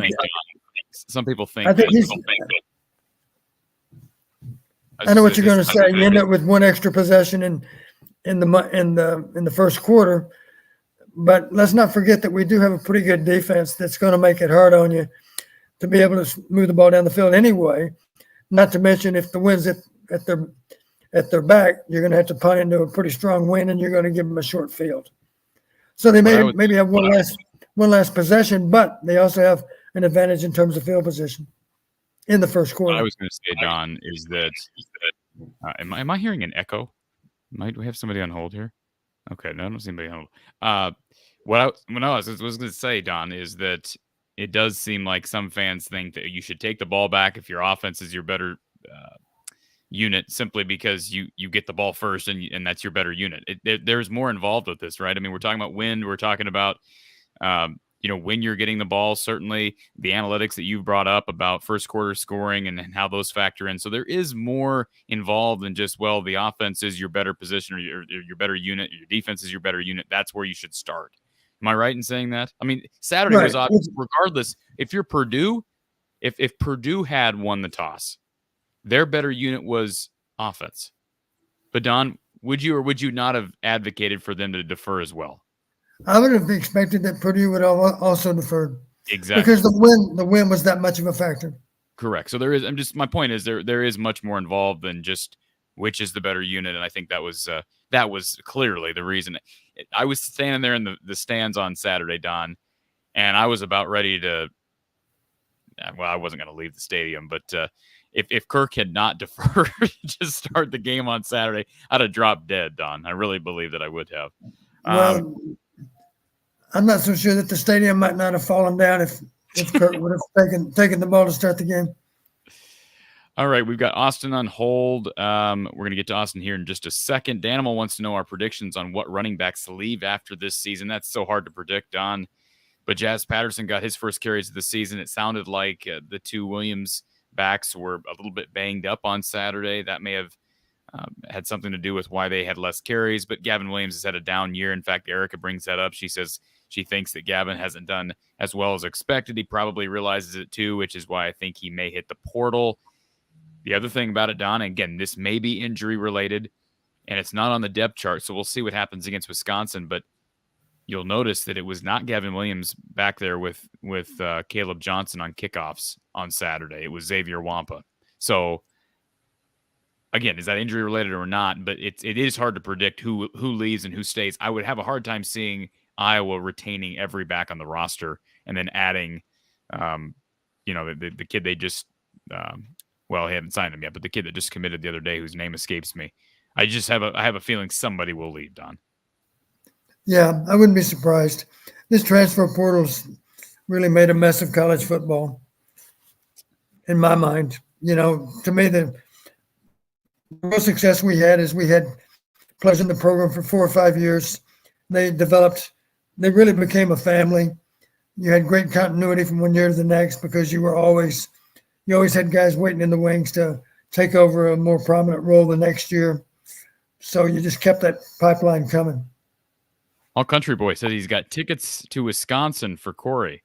I've had people, Don, we've been down this road before, Don. Not with All Country Boy, but Don, you know exactly what I'm talking about. We've been down this road, All Country Boy, not with you, but I've had people say stuff like this to me before. So, hey, True. You reach out to me, All Country Boy. I put my email up there like a dozen times. You've emailed me from the eye of the storm at outlook.com.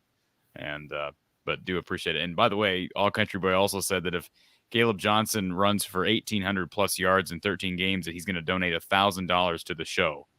I'm going to save this message. It's an hour 40 into our live show on November 9th, 2022. I'm going to save this. I'm going to screenshot it, All Country Boy, and I'm going to hold you to it. That's a lot of yards, Don. I think the odds of that are slim and none, and we know what Slim did. That's right. Slim left town, didn't he? Spaceboy74 says that he can't wait for the From the Hawkeye of the Storm merch. I will wear those Don and Corey t-shirts here in Southwest Florida proudly. By the way, the merch is still in the works. I promise we're getting closer and closer to a release of some merchandise. So stay tuned on that front. Lemansky with the super chat. My sympathies on Coach Bill's passing, of course, Coach Brashier. Before we get to Austin, and Austin, you are up next. Can we address the passing of Bill Brashier? I know that had to have hit you hard, Don. Absolutely. I coached my first year in coaching in 1978. I was the assistant defensive backs coach as a grad assistant for Bill Brashier. And I thought I knew quite a bit about football until I got to know Coach Brashier. That man knew more football than anybody that walked the face of the globe. He was just a great defensive mind. He was the Phil Parker, if you will, the 80s and the 90s, I would say. Certainly the 80s and the 90s, maybe as he and Coach Fry got older, it became, as you heard me say, Corey, it became more difficult to recruit because players knew that those coaches weren't going to be around forever. But Coach Brashier, I had the privilege of working 21 years for Coach Fry. To my knowledge, the only coach that ever worked longer with Coach Fry was Bill Brashier. I believe 6 years at North Texas. That's all the years that Hayden was there. And then the first 17 years here at Iowa. 23 years of service with Coach Fry. Incidentally, both Coach Fry and Bill Brashier were delivered by the same doctor, if you can imagine. Nobody would believe that's true, but it's true. It happened to be in Eastland, Texas, which is where Bill grew up. And then Hayden ended up moving to Odessa. And what's the Midland and Odessa, but Odessa was the blue collar side of the town in West Texas. Midland, Odessa is a big oil town. So if you were an oil executive, you lived in Midland, but if you were an oil worker, you lived in Odessa. Hayden lived in Odessa. That was his upbringing. Anyway, Bill's a great football coach, and every player that's ever been through here that played for him will tell you that they have the utmost respect for Coach Brashier, a true gentleman in every way. I was asked the other day, did you ever hear Bill Brashier use a curse word? And the answer is no, I didn't. And for that matter, I don't think Bill Brashier had a single enemy in this world because he was a decent man and he would not ever say anything inappropriate toward anyone. He was just a great mentor to me. He taught me so much about football, but also a lot about how to treat young men and how to motivate young men. And he taught me a lot about the strategy of the game too, because we'd spend time talking about it. Obviously, we had great defenses back in the 80s and into the 90s, very much like we do nowadays with Phil Parker. So Phil Parker and Bill Brashier have a lot in common because they would not ask their players to, they were smart enough to not ask their players to do things that they couldn't do. We had a guy that right now is a very successful head coach. You know the name. His name's Jay Norvell. Jay Norvell was the first team All-Big Ten player as a senior. But here's the rest of the story. Jay Norvell did not even run fast enough to even be considered for the NFL. His job primarily, it was the days of 3-deep rover coverage, what we would call cover 3 or 3 sky. And Jay Norvell was the flat defender to the strong side of the formation. And we wasn't asking to play man because it wasn't a good matchup. So Bill Brashier would call defenses that he knew that Jay Norvell and all the other players out there could execute. And that's what you got to do first and foremost is don't ask your players to carry out assignments that they can't physically do. That's just all about being a good football coach. Same thing applies on offense. Don't ask your players to do something they can't do. That'd be foolish. Why would you do that? You're setting yourself up for failure. And Bill was a great coach and a great human being.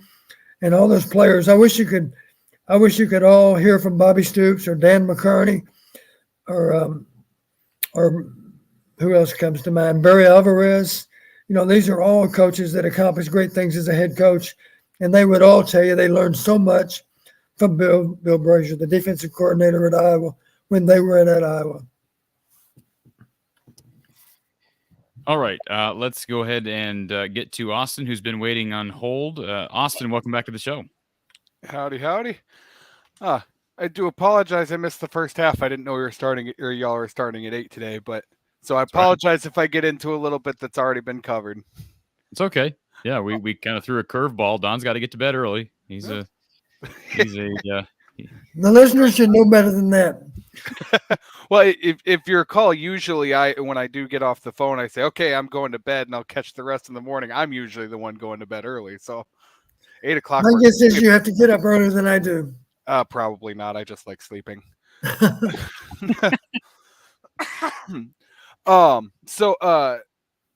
You'd briefly mentioned it earlier as far as our punting game versus Purdue went. He seemed to have a lot more of those line drives. And a part of that certainly is because of the wind. But I went into it regardless of wind, assuming we would start taking more of those rugby bounce kicks just for the simple sake of keeping it away from Charlie Jones, because we know firsthand, if we actually give him the ball and an even punt, he can make miracles happen. Do you think there was a little bit of that mentality in mind going into those line drive punts? Yeah, my thought was, let's face it, if you go with the traditional punt into a 40-mile-an-hour wind, maybe it wasn't 40, Corey, but it was certainly 30 at all times, right? There were gusts of, I think, close to 50. I mean, it was, yeah. Yeah. Well, my thought was let's imagine Corey's standing on the 20-yard line because he thinks even as well as Tory punts, if he goes with his traditional punt, then I'm deep enough. Maybe he's only, let's say he's, just for the sake of argument, he's 40 yards downrange. So if he's standing 40 yards downrange and it's a traditional punt, he's confident that the ball's not going to go over his head. I think that Tory made the decision, and maybe it came from maybe it came from LeVar, made the decision. Let's see if I can line drive the ball over Charlie's head. And Charlie's not going to be foolish enough. He'd like to return, but he's not going to retreat to the 5-yard line just to fill the punt. He's going to let the ball go over his head. And if we're lucky, it'll die inside the 5 or 10. And if we're unlucky, it'll go into the end zone.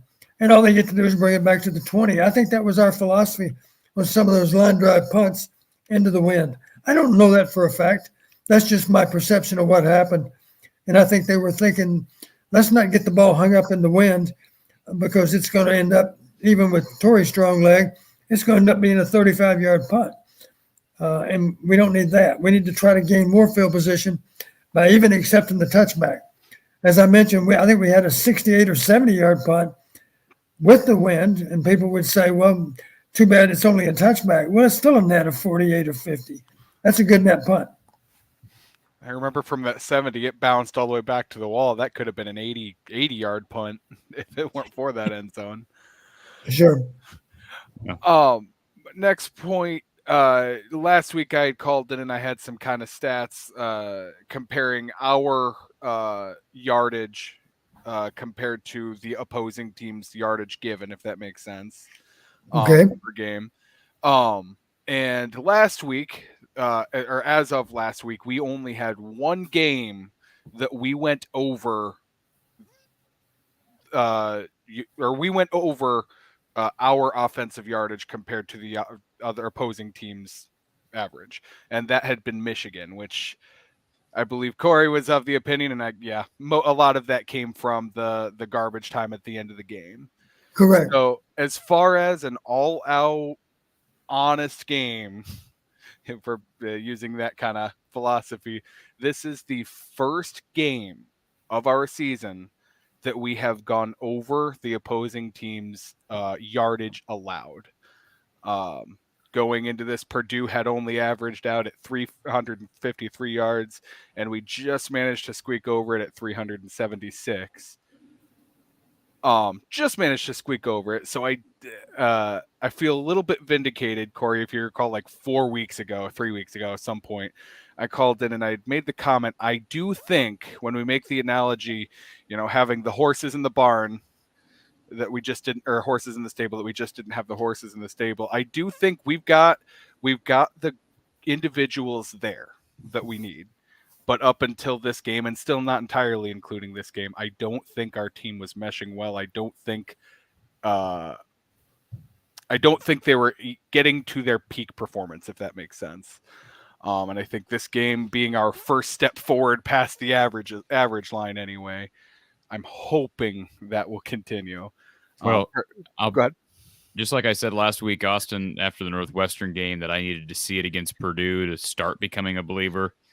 Okay, I'm starting to become a believer that this offense is improving, but they still need to prove it against Wisconsin. And frankly, Don, if they prove it against Wisconsin, I'm going to say, okay, they're definitely improving, but now the real test comes against Minnesota. The numbers say Minnesota's a better defense. Mm-hmm. So we have this incremental growth in level of difficulty from Northwestern to Purdue to Wisconsin to Minnesota before we finish it off with the Cowgirls of Nebraska.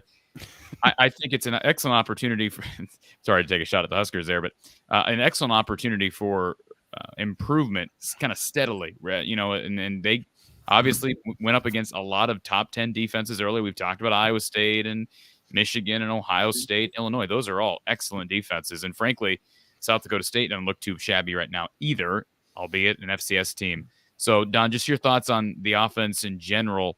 If they are able to go out there and run the ball for 150 yards this week against Wisconsin, I saw the comment on the screen here. SLA03 says Wisconsin's defense isn't anywhere near Wisconsin's defense typically. They've been better since giving up all those yards to Ohio State and to Illinois. Will you be a believer if they were able to go out there and run the ball against Wisconsin? Yes. That would be a really good sign. I think we're going to be well, let's just go back and look at the numbers. For the last 10 years, I'm guessing that how many of those 10 years, those 10 games do you feel we ran for more than 100 yards versus less than 100? I would suspect there might be more games where we were less than 100. Oh, absolutely. Absolutely. Yeah, I don't know what the number would be, but it would be more than 5, I think. Yeah, I think you're right. So, but I appreciate what he's saying. This is not a great Wisconsin defense. That's true. But it is, it's aspiring to be. It's trying to get better, just like we're trying to play better at all times. But But just for the record, I have the number here in front of me. Where do you want to guess where Wisconsin ranks nationally in total defense? And I'm sure Austin knows this, but Don, do you want to guess on this? I'm assuming they're 40 or 50. They're 23. 23. That sounds to me like, I don't care what that guy said that texted and said they're not that good. I believe Maryland would tell you they're pretty good.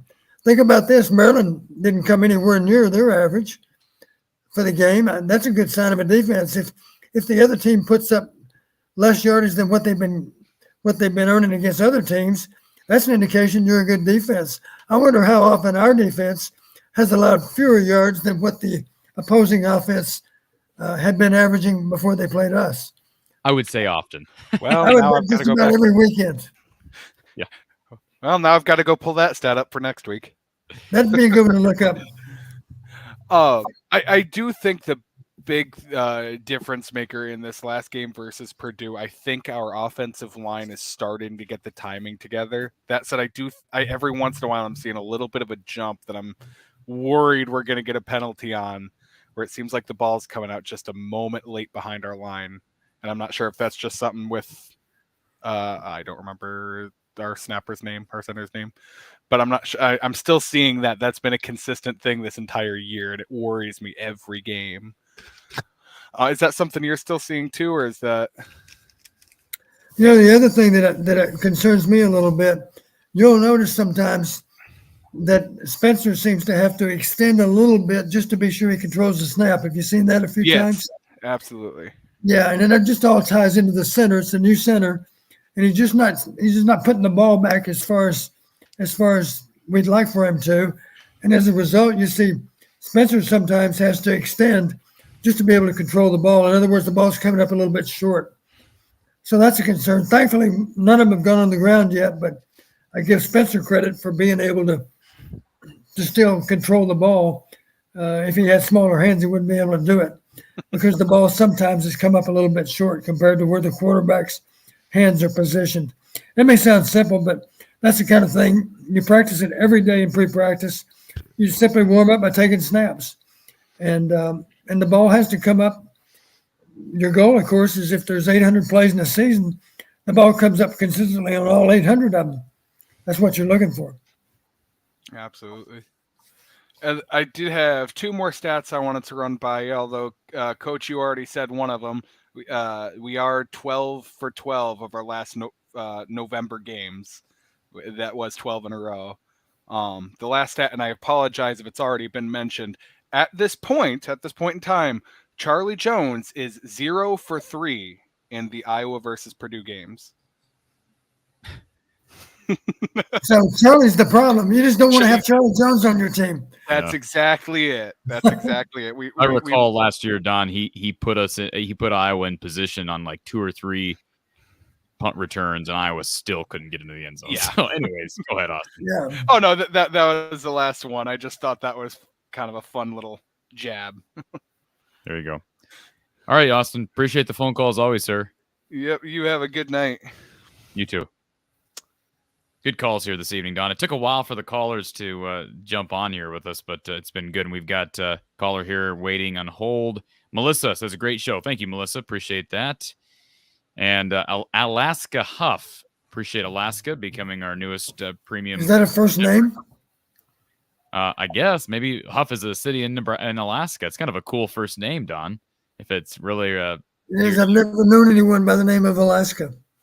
Alaska says, I finally joined this terrific podcast. Appreciate that, Alaska, and appreciate you being a part of the show. Cole with a super chat. Don, do you have any experience with Matt Rhule? Good question from Cole. I know he wants Matt Rhule to be Nebraska's next head coach. I do know Matt Rhule. I'll tell you how I knew him. I got to know him when he was the head coach at Temple. That happened to be when I was at UConn. So it was recent years when I got to know him.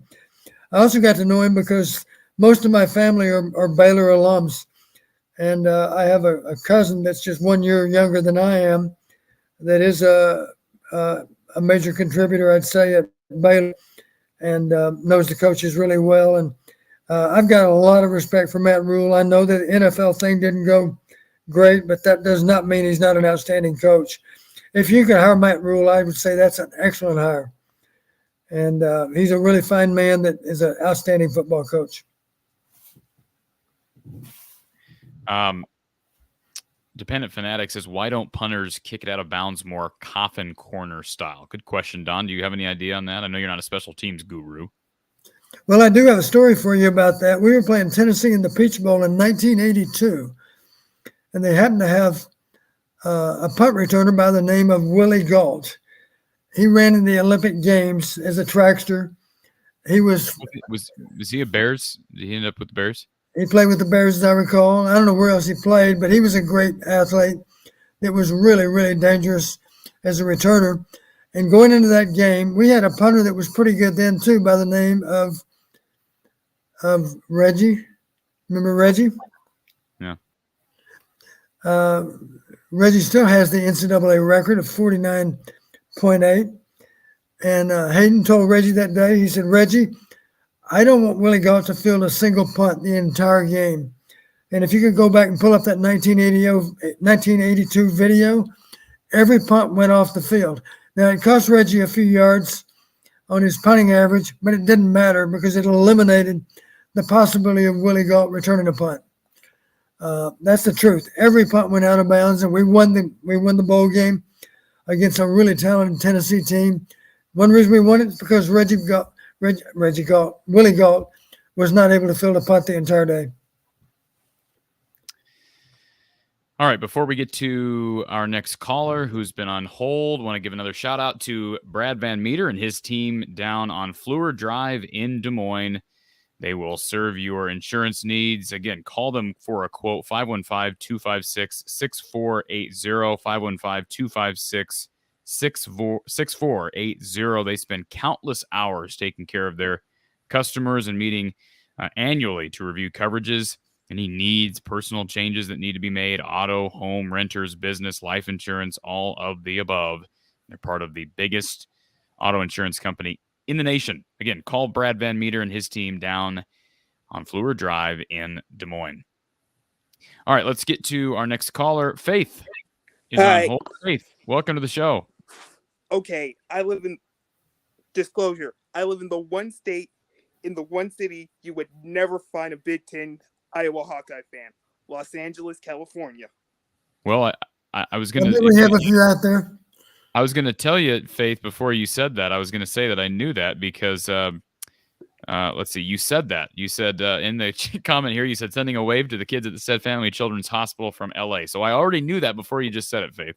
Yeah, that's what I was calling to let you guys know that I think that is one of the coolest traditions that college football currently has right now. So if y'all see the kids, let them know they got some love from LA. Absolutely. Faith, are you a Hawkeye fan? Yes. Okay. I live in Pac-12 country, but I have a few... I root for conferences. I'm sorry. Because that's the way I was brought up. You have to root for a conference. That way, when it comes to playoff time, you got your dots, your I's dotted and your T's crossed. There you go. Now, Faith, you weren't born and raised in Iowa, were you? I was not. I'm born and raised in California. What made you pick Iowa then? The traditions, the hospital, the mascot, those things. Absolutely, and I think it is the best tradition in college football, and I think it's hands down. FYI, my dad played football, so. Okay, so you're bringing a resume here. Papers. I got the papers to prove it. Do you have any question for Don, Faith? No, I was just letting you guys know that you have Hawkeye fans from California, and what is the best thing about Iowa that people outside of Iowa don't know about? You're talking about Iowa as in the university, the athletic department, the state? Yeah. All of that? Yeah. Boy, Don, that's a tough one. I think it's the Iowa State. I think it's the Iowa State Fair, Don. If we're not just talking about Iowa in general, love the Iowa State Fair, Don. You know how I feel about the fair. Well, you know what I was going to say. One of the neat things about being a student athlete at Iowa, we don't have professional football in the state of Iowa. So as I used to explain to the recruits in Texas, we are the Dallas Cowboys of Iowa. You know, you really do feel like you're part of a special organization if you play for the Hawkeyes. And that's one reason we've had such good success, is because the players have so much ownership in wearing that black and gold uniform. Hayden Fry, Kirk Ferentz, the whole crew. I respect the grind and respect the game. That's why I sent what I sent. Very well stated. Faith, we appreciate you being here. Thank you so much for calling in, and you appreciate you listening, and you're always welcome here. Deuces. Thank you, Faith. That was a wonderful call. A wonderful call from LA. So always good to hear from Hawkeye fans across the country. So appreciate Faith calling in. And we're going to go quick fire on a few questions here, Don. Esther, this is a pretty simple one. Do you think Iowa Hawkeyes will win against Wisconsin Badgers? I'm not releasing my pick, Don, until tomorrow, but you're welcome to take a stab at this if you'd like. I think it's a game that could go either way. That's not the politically correct thing to say, I guess, but I would expect it would be a one-score game. I'll say this. If it's a one-score game going into the fourth quarter, I'm talking about Wisconsin having the lead even against us. If it's a one-score game, we'll win the game in the end simply because we've got the 12th man on our side. You know, I think Kinnick is an advantage, just as Camp Randall's an advantage for them. And so if we're within a touchdown as the fourth quarter starts, I think we'll find a way to beat them before time runs out. Jason, Corey, don't forget to ask Don why Iowa has issues with that 3-4 defense. Don, you kind of hit on that earlier, but why is it Iowa specific? I mean, this is a really good defense. The numbers say that they're one of the best defenses in the country. They've had years where they may have been the best defense in the country. I think it was this last year. The numbers said they were right up there with Georgia at times. Do you want to kind of give your thoughts on why Iowa specifically, though, has had issues game planning? It's kind of been a bad formula, a perfect storm, if you will, with Iowa's struggles and Wisconsin kind of making it look easy on that side of the ball. Well, as we talked about, the style of play is very similar. So obviously, realizing they go against Wisconsin's defense goes against their offense in the spring.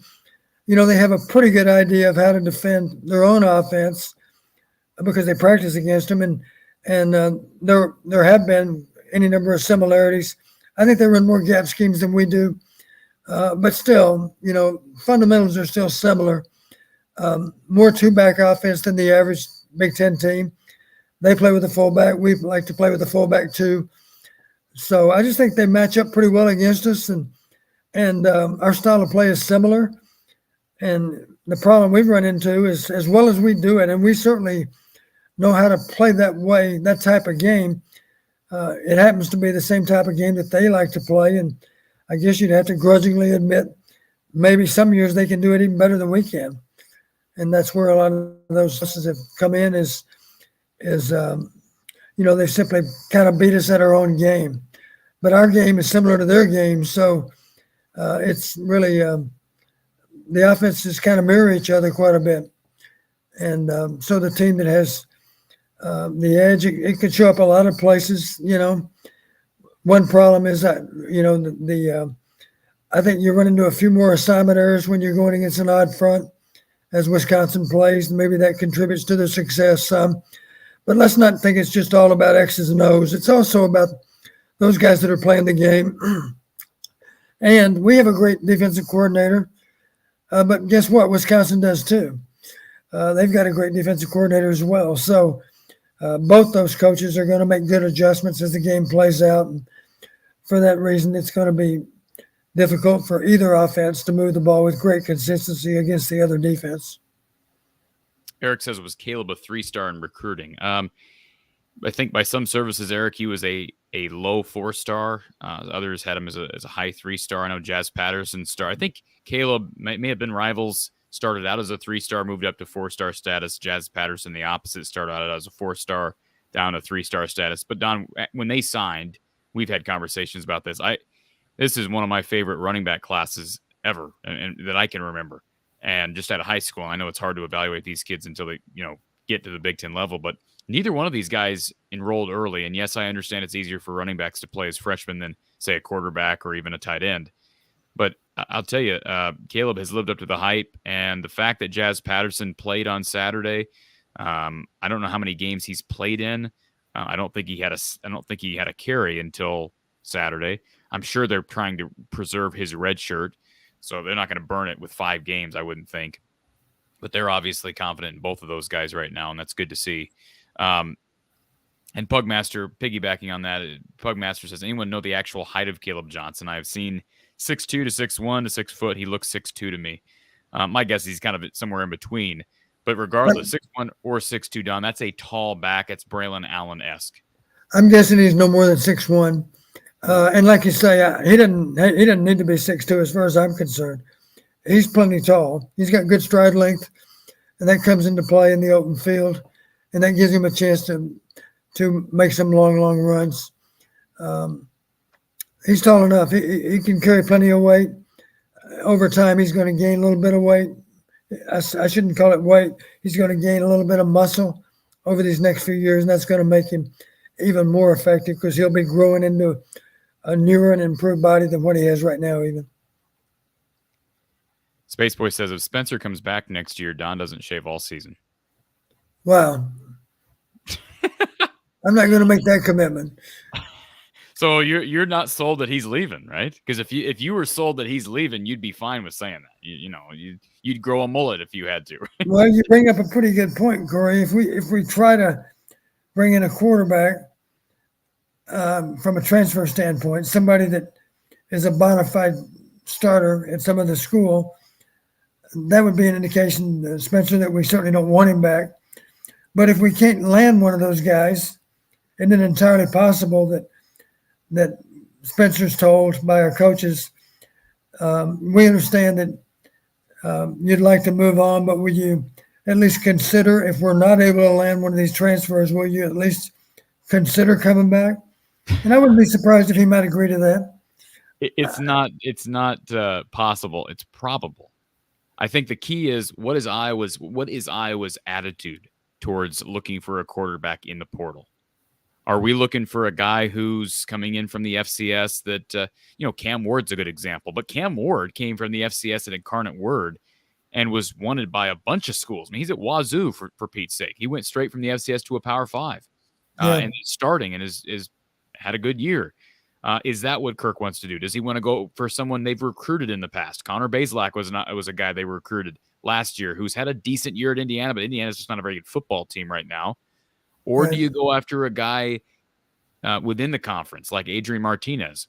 Reports were that they did make contact with Adrian last year, and boy, imagine Adrian here with what he's doing at Kansas State. The bottom line is there's going to be plenty of guys to go after, Don, but I just hope that Iowa is selective but not picky, because there were a lot of options in the portal, and I understand they have to fit style and scheme. I'm sure you'd agree with that, but there were plenty of quarterbacks this past offseason that would have been upgrades, and that's nothing against Alex Padilla, Spencer Petras, but there were at least 5 to 10 at least quarterbacks that, and that's being a bit conservative, that I would have rathered have to start this season. And I hope that Kirk doesn't go to the portal and say, okay, we're targeting these 2 guys, and if they turn us down, we're just going to go back to what we know. Fingers crossed, I don't want that done. But I do believe Iowa will go to the portal, and some comments here about that in our chat. Let me find the one. So Italica said, can we even see Kirk Ferentz going after a quarterback in the portal? Tom Kakert, who's been on this show, has went on the record and said that the information he's been given is that he expects Iowa to go to the portal at quarterback. So I would not be surprised. I think they will do that. I don't think bringing Spencer back will be the first line of defense, so to speak, for this offense. And then this question, how would you recruit a quarterback in the portal to come to Iowa? Don, you recruit them based on the defense and special teams units, right? I mean, isn't that isn't that the first thing you present to a quarterback? We're going to give you a pro style offense, which is going to get you prepped for the next level to an extent. We're going to give you an opportunity to be on the national level because we're going to give you an opportunity to win championships, even if you can just give our offense a slight boost in production. Yeah, and that brings up a good question. Part of the problem with us landing a transfer quarterback is it goes beyond just us identifying who we want. The tougher assignment is being able to sell them on coming here. And that's strictly because obviously it's got nothing to do with our tradition of winning. That's a plus that we're able to demonstrate a lot of good seasons year after year after year in almost all cases. The taller hill to climb would be to sell them on the offense that they're going to be part of once they get here. And the numbers are hard to defend in some cases this year. So, it'd be a tough assignment to be able to recruit a guy that has a lot of options in terms of transferring. It'd be hard for us to be at the top of his list. That would require a lot of work and a lot of salesmanship on our part. It's doable, but it's going to require a lot of work to get that done. Bree Hawk 65. Love the show, guys. Keep up the good work. Appreciate that. Bree Hawk 65. Thank you for being here. Justin wants to know, does the winner of this game win the West, Don? I think that's really, really premature. I think it's more likely to be, I'll put it this way. When Purdue gets done at Champaign, if Purdue has won, then we have a shot to make it to Indianapolis. If Illinois has won, it's probably going to be Illinois. Because I don't think that would be surprising. Neither of us would be surprised if Purdue beats Illinois and then Illinois loses to Michigan. That's not going to surprise us. I mean, right, that could happen. The bigger question is, can Purdue beat Illinois? Based on what I saw last weekend, I don't think so. Because that Illinois game against Michigan State, because you know about the analytics, that was a game that defied the odds a little bit. It did. As you know, Corey, I won't give out the details, of course, but I have a prediction model based on 4 parameters that has predicted the winning team 92% of the time this year. I'm not going to tell you what the parameters are. That wouldn't be right. But the record right now, that prediction model is 36-3. 36 wins, 3 losses, 3 ties. But those 3 exception games, one of those 3 games is Michigan State 23, Illinois 15. In other words, it shouldn't have happened. It was an exception to the rule. So all I'm saying is, don't think for a minute that Michigan State went in and just ran roughshod over Illinois. It didn't happen that way. They won the game, but they were a little bit fortunate to do it. Okay, and we've got Vincent here on hold as our final caller of the night. Want to acknowledge this comment from Eric. He says, Corey, you should give away some swag each week once you get it to whomever guesses the score the closest. If multiple people pick the same score and are actually the closest to actual draw names. Well, that's a good idea. It would cost some money, but it's not a bad idea. Not a bad marketing idea, Eric. Appreciate that. Comment here from let me see this. Missed it here. Esther. Coach Patterson, how is our attacking? How is our defense? I'm assuming she's talking about Iowa's ability to attack Graham Mertz, maybe. Pass protection-wise for Wisconsin, we've talked about their ability to run the ball. But have you seen anything on tape that would give an indication that Iowa's front can cause Mertz problems? Well, I do think, you have an idea of what Wisconsin looks for in an offensive line. Their preference would be, you got to be a big, strong guy. You got to be a good run blocker. That's critical. They put a lesser priority on pass protection. So, their O-line is bigger than most. And the obvious problem they run into, if they get into a lot of obvious passing situations, then the advantage falls to the good defense.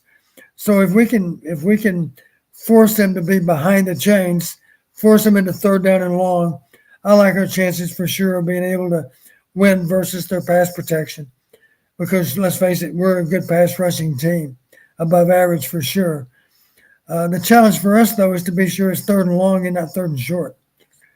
Because if it's 3rd and short, they're probably going to do to us what Michigan did.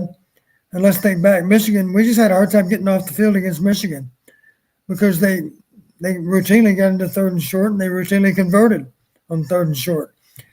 If Wisconsin has a lot of 3rd and short, you're going to see a lot of conversions out of them also because they're above average as a running team. Just for the record, this has been a different run defense since the bye week. Right. You're talking about ours? I'm talking about Iowa's. Since the bye week. Well, the bye week came before. I mean, think about it. You give up a ton of yards to Michigan. You give up a ton of yards to Illinois. They go to the bye week, and then they hold Ohio State to, 66 yards? They've held Northwestern to almost nothing, and Purdue didn't. I mean, I know Purdue didn't run very much on Saturday, but I'm just saying you go from what they were doing against Illinois and Michigan to what they did against Ohio State. I think that run defense was improved during the bye week. You're right. And I'll tell you one reason it's happened that way. In 3rd and short, I think you saw us load the box more often in recent weeks and take our chances with man coverage, typically press man coverage. So you're exactly right. It was a problem for us to get off the field against Michigan. And in that off week, obviously there was a lot of soul searching that went on. Then when we showed up against Ohio State, we made a commitment to slow down the running game. We got it done. And we took a chance to do it, but it was calculated on our part. We didn't do it with any regularity, but there were certain key times in the game when we loaded the box and outnumbered them and were able to defend better than we otherwise would have. And since then, we've run into really good success against Northwestern. Let's not forget, I even said this, I still believe Evan Hull is an above-average running back. Yeah, we just did a good job of controlling him because we did a good job of defending their run schemes, and we simply didn't give them a lot of room to run. As bad as they've been, Don, or there have been games where Evan Hull has went off this year, and I think it's a good point. You talked earlier about how Phil Parker has adjusted his, at least this year, adjusted his approach to Purdue from snap one in the game. Yeah. And then you're talking about adjustments that look like they were made in the bye week. I think it's fascinating to see. I grow more and more impressed with Phil Parker as that guy continues at Iowa. Well, you mentioned another guy that was too stubborn to change. Talking about Don Brown.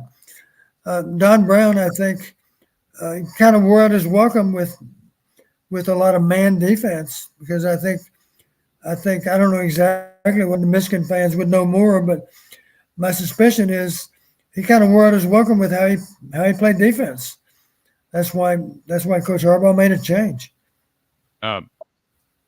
So I want to get to Vincent. Vincent, I appreciate you hanging tight here because we kind of got backlogged with some questions and we're already over our mark. We're over 2 hours.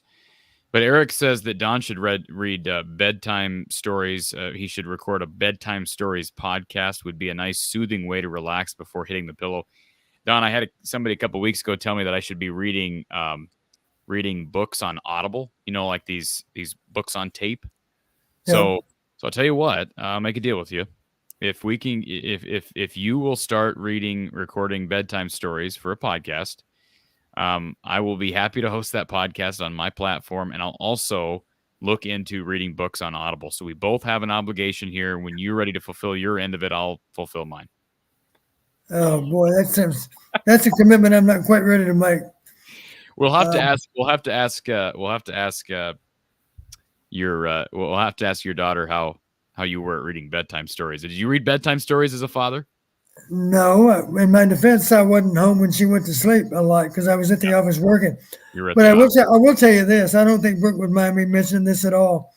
I do remember when she was young, there was a TV series on when I was a kid that I really enjoyed, and you're familiar with it. It's called The Twilight Zone. And I love Rod Serling. Those were some honest to God, they were ahead of their time. It was only a 30-minute show. It was black and white because it was before color TV. But I do remember when Brooke was young, sometimes, she was not quite ready to go to sleep. And she might say, at times, Dad, tell me a scary story. and maybe it was around Halloween time. I don't know what her thought process was for a scary story, but she knew I was going to be able to come up with a scary bedtime story, and yet it didn't seem to cause any problems for her because I think she thought it was just fun to be a little bit scared and yet know it couldn't happen. But they were almost always based on Twilight Zone episodes. Real quick, John, your favorite Twilight Zone episode of all time? Oh, I guess my favorite would be, you remember the one, you sound like you're a Twilight Zone fan also. Well, I'm a fan. I mean, I know. Not a fan? Yeah. Well, a few of our listeners are Twilight Zone fans, maybe because they're as old as I am.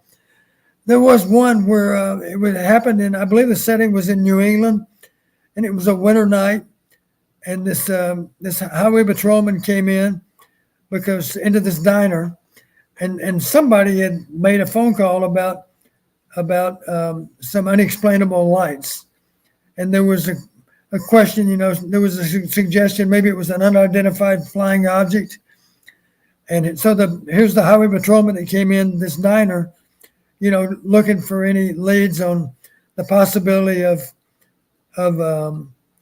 any truth to the story about the unidentified flying object, and of course nobody in the diner seemed to really think much about it and whatnot.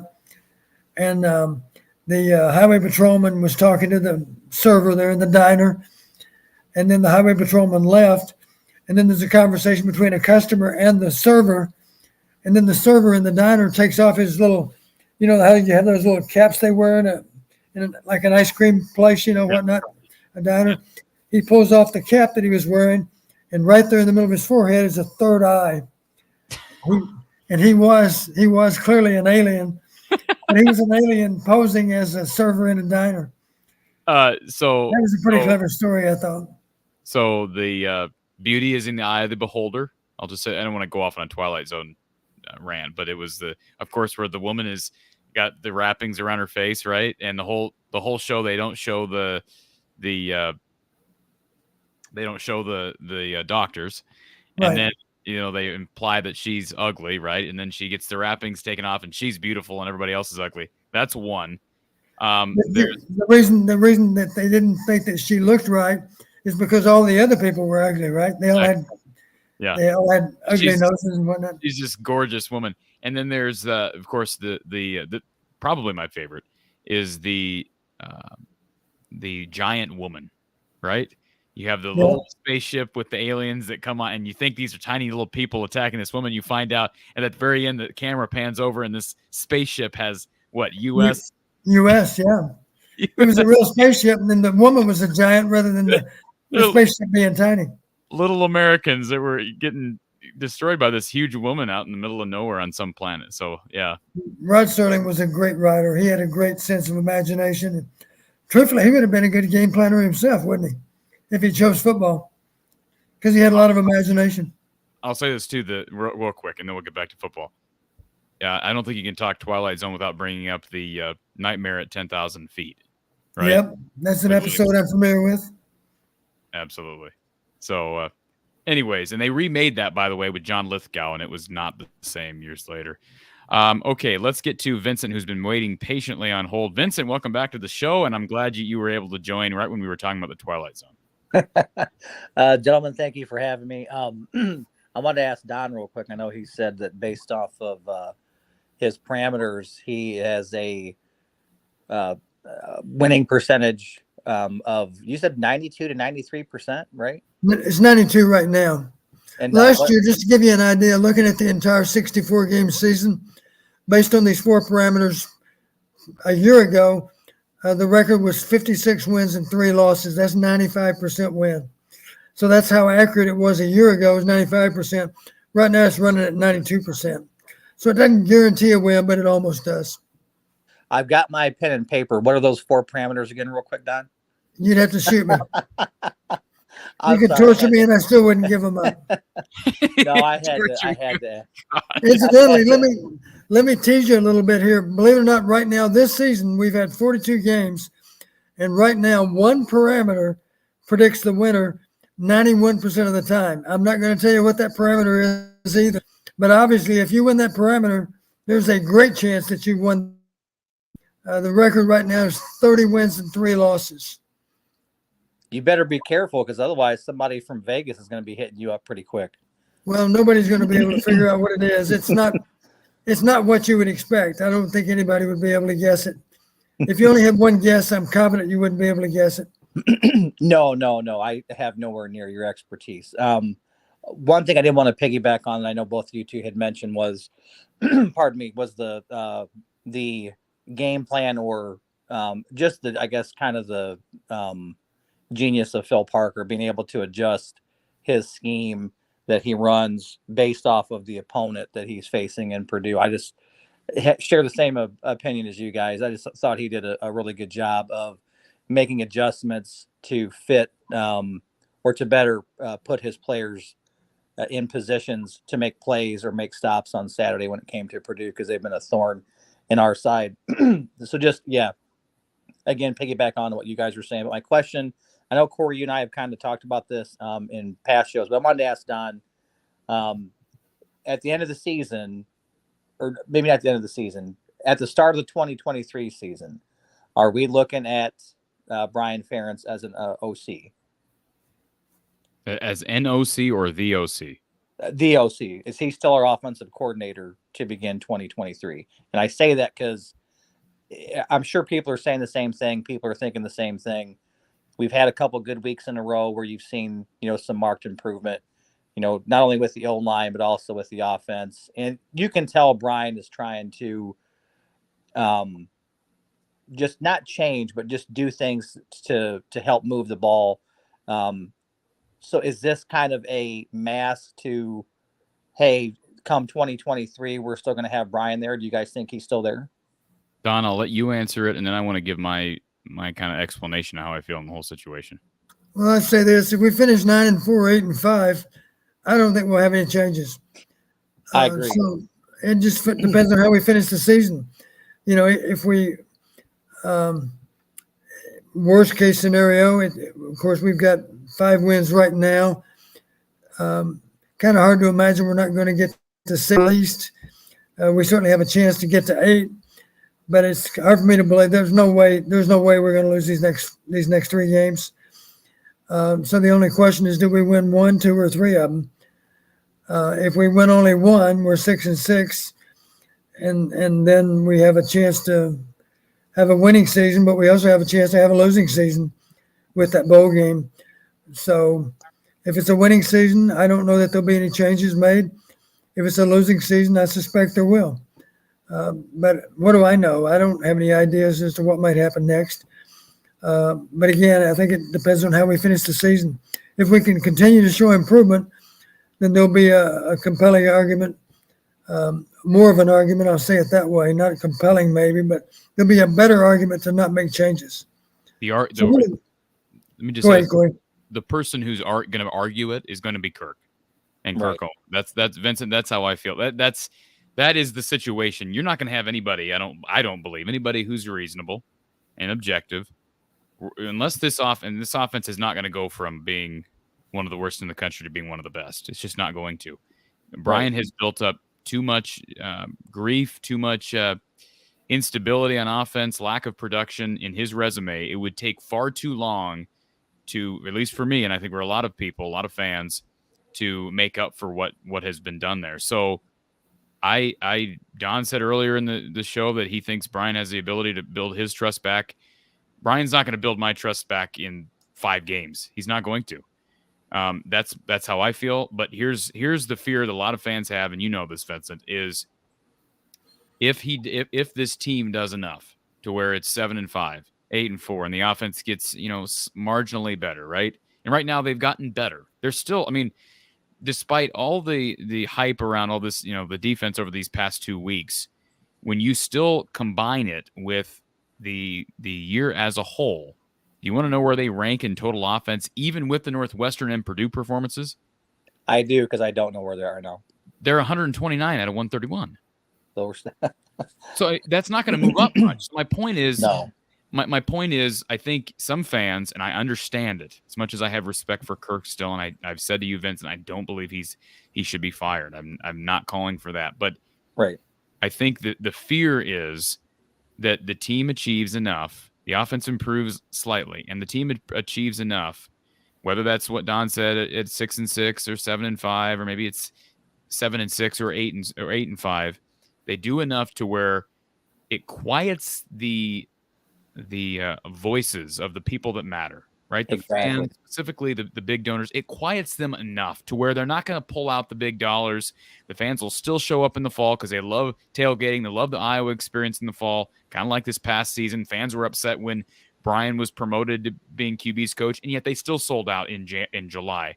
So that's the fear, is that they do enough to where fans don't revolt and donors don't fully revolt. They're still not happy with Brian being there, but they don't fully revolt, and that gives Kirk Ferentz an opportunity to double down on Brian again and say, we made improvement, let's give him another year. And I think that's where a lot of fans are at, and I understand that point of view. I had a couple of people give me grief after the game on Saturday. I actually laugh about it.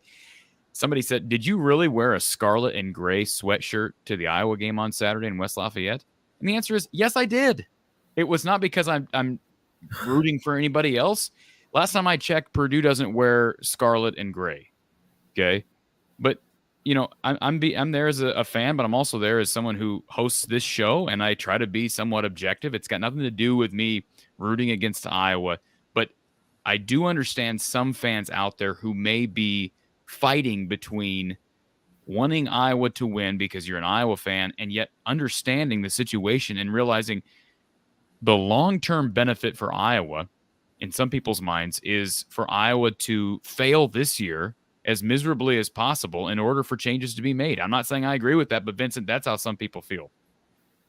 I'll give my quick take on it, and I am absolutely on the same page with you, Corey, as far as there has to be a change. And I have a ton of respect for Kirk.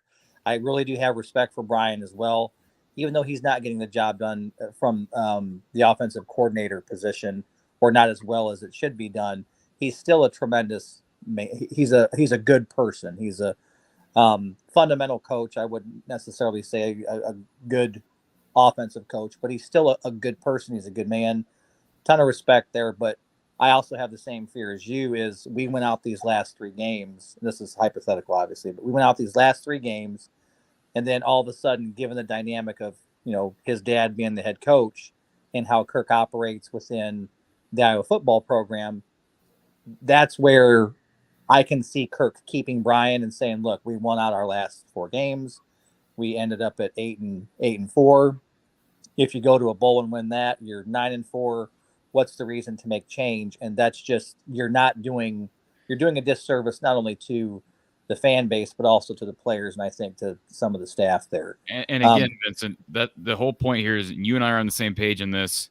I think, Don, you're on the same page with this comment. I don't want to speak for you, but on this comment I'm about to make, and that is, these coaches should be evaluated based on what they're doing, not on what the team is doing in general. I've used the illustration, and maybe it's a bad illustration, but I've used the illustration of, I'm not going to name anybody specific because I'm going to give them free publicity, but you've got a store that's doing great, and maybe it's say it's a grocery store and it's like 3rd best in the Midwest, right, as far as sales, but your deli is tanking.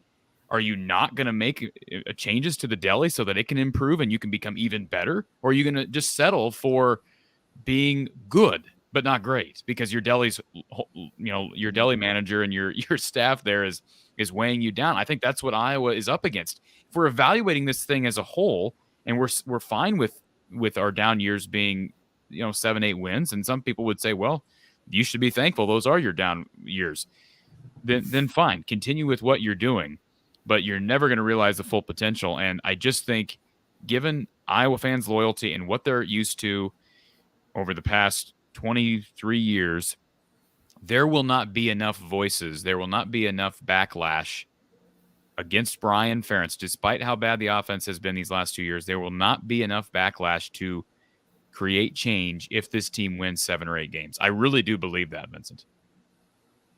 Yeah. I to change course just a fraction. I know I caught a little bit of the show on Saturday after the game.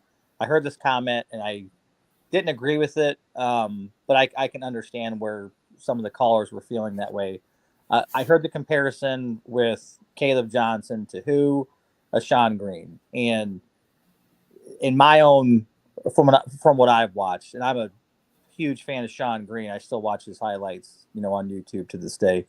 I don't see a comparison with Sean Green and Kaleb Johnson. I think Kaleb Johnson is doing a tremendous job, especially for a true freshman coming in. But they're two totally different running backs, in my opinion. You got Sean Green, who always seemed to run angry, almost like he knew when you were moving furniture the year before, and all of a sudden you get back on the football field, he was running with a purpose and running with almost like an anger to him, where Kaleb Johnson, to me, and this is probably going to seem far-fetched to Don and also you, Corey, but he does a really good job at being a patient runner. And what I mean by that is allowing blocks to get set up, to find holes. It's almost kind of a little reminiscent of a Le'Veon Bell, in my estimation. I wanted to get your guys' take on that as far as a running back and Kaleb Johnson. Don, I've compared him to the way he runs to a poor man's Derrick Henry. And it's easy to make that comparison because of his size. But again, how he runs, Derrick Henry's got a pretty smooth stride as well. Maybe not as smooth as Kaleb Johnson. He's certainly proven himself in power and speed. I don't know who else to compare him to. Le'Veon Bell's not one that came to my mind, Don, but do you have someone else? I mean, you've compared him to Eric Dickerson in some regards, and it's a good illustration because of his smooth stride. Henry, I think to me, the cautionary aspect of this is Kaleb Johnson has not excelled against anyone other than some very subpar defenses. That's the truth. He stood out against Nevada, and he stood out against Purdue. And both of them, from a rush defense standpoint, both of them were poor. And even in the Nevada game, of course, we just had the two chunk plays. That was it. Otherwise, we didn't do much against them.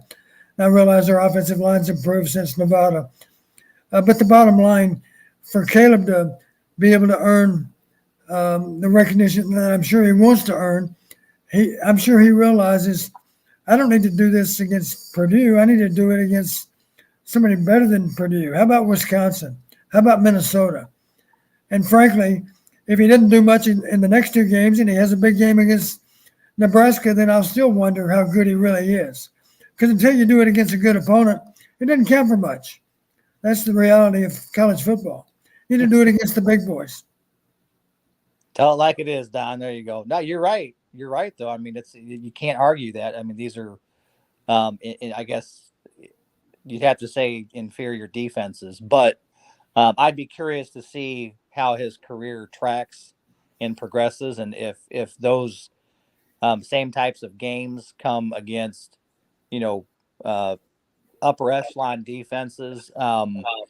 We'll just make sure. I'll give Kaleb even more credit as far as what he's doing as a running back. Last question. I know you guys are wanting to get off here. Hold on a second. Before you move on, can I just say something real quick?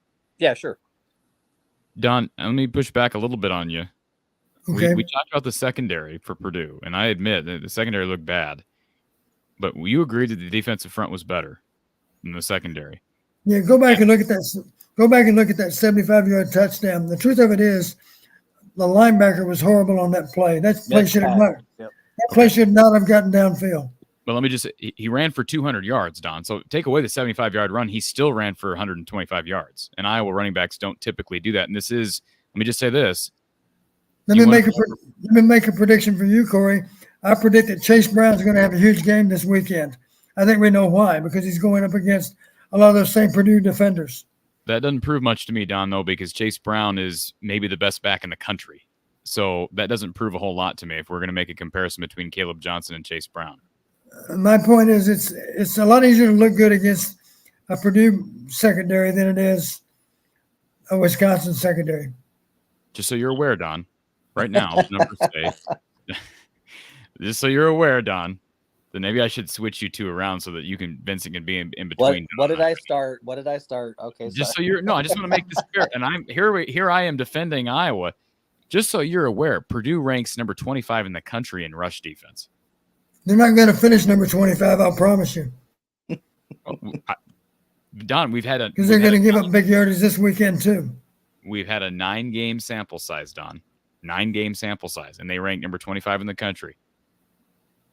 Just making that aware. And guess what? Wisconsin's only 4 spots ahead of Purdue. Now they're better. I agree, they're better across the board, no question about it. But Wisconsin's number 21 and Purdue's number 25. Do you think for a second that Caleb's going to run for 200 against Wisconsin? Oh, not a chance. No, I don't. But I also think that's partly a result of other factors, like Wisconsin's defensive line dominating. It has the history of dominating Iowa's offensive line. Iowa hasn't had a back go off against Wisconsin. I don't even know what Sean Green, I guess, did it in 2008 because he had over 100 yards, I think, in every game that year. But I don't know 200 against Wisconsin that year. How many yards? He had over 200 against Wisconsin that year. Okay, there you go. But my point is, Don, I'm just saying, if Kaleb Johnson goes for 40 yards against Wisconsin this weekend, that's not going to change my opinion.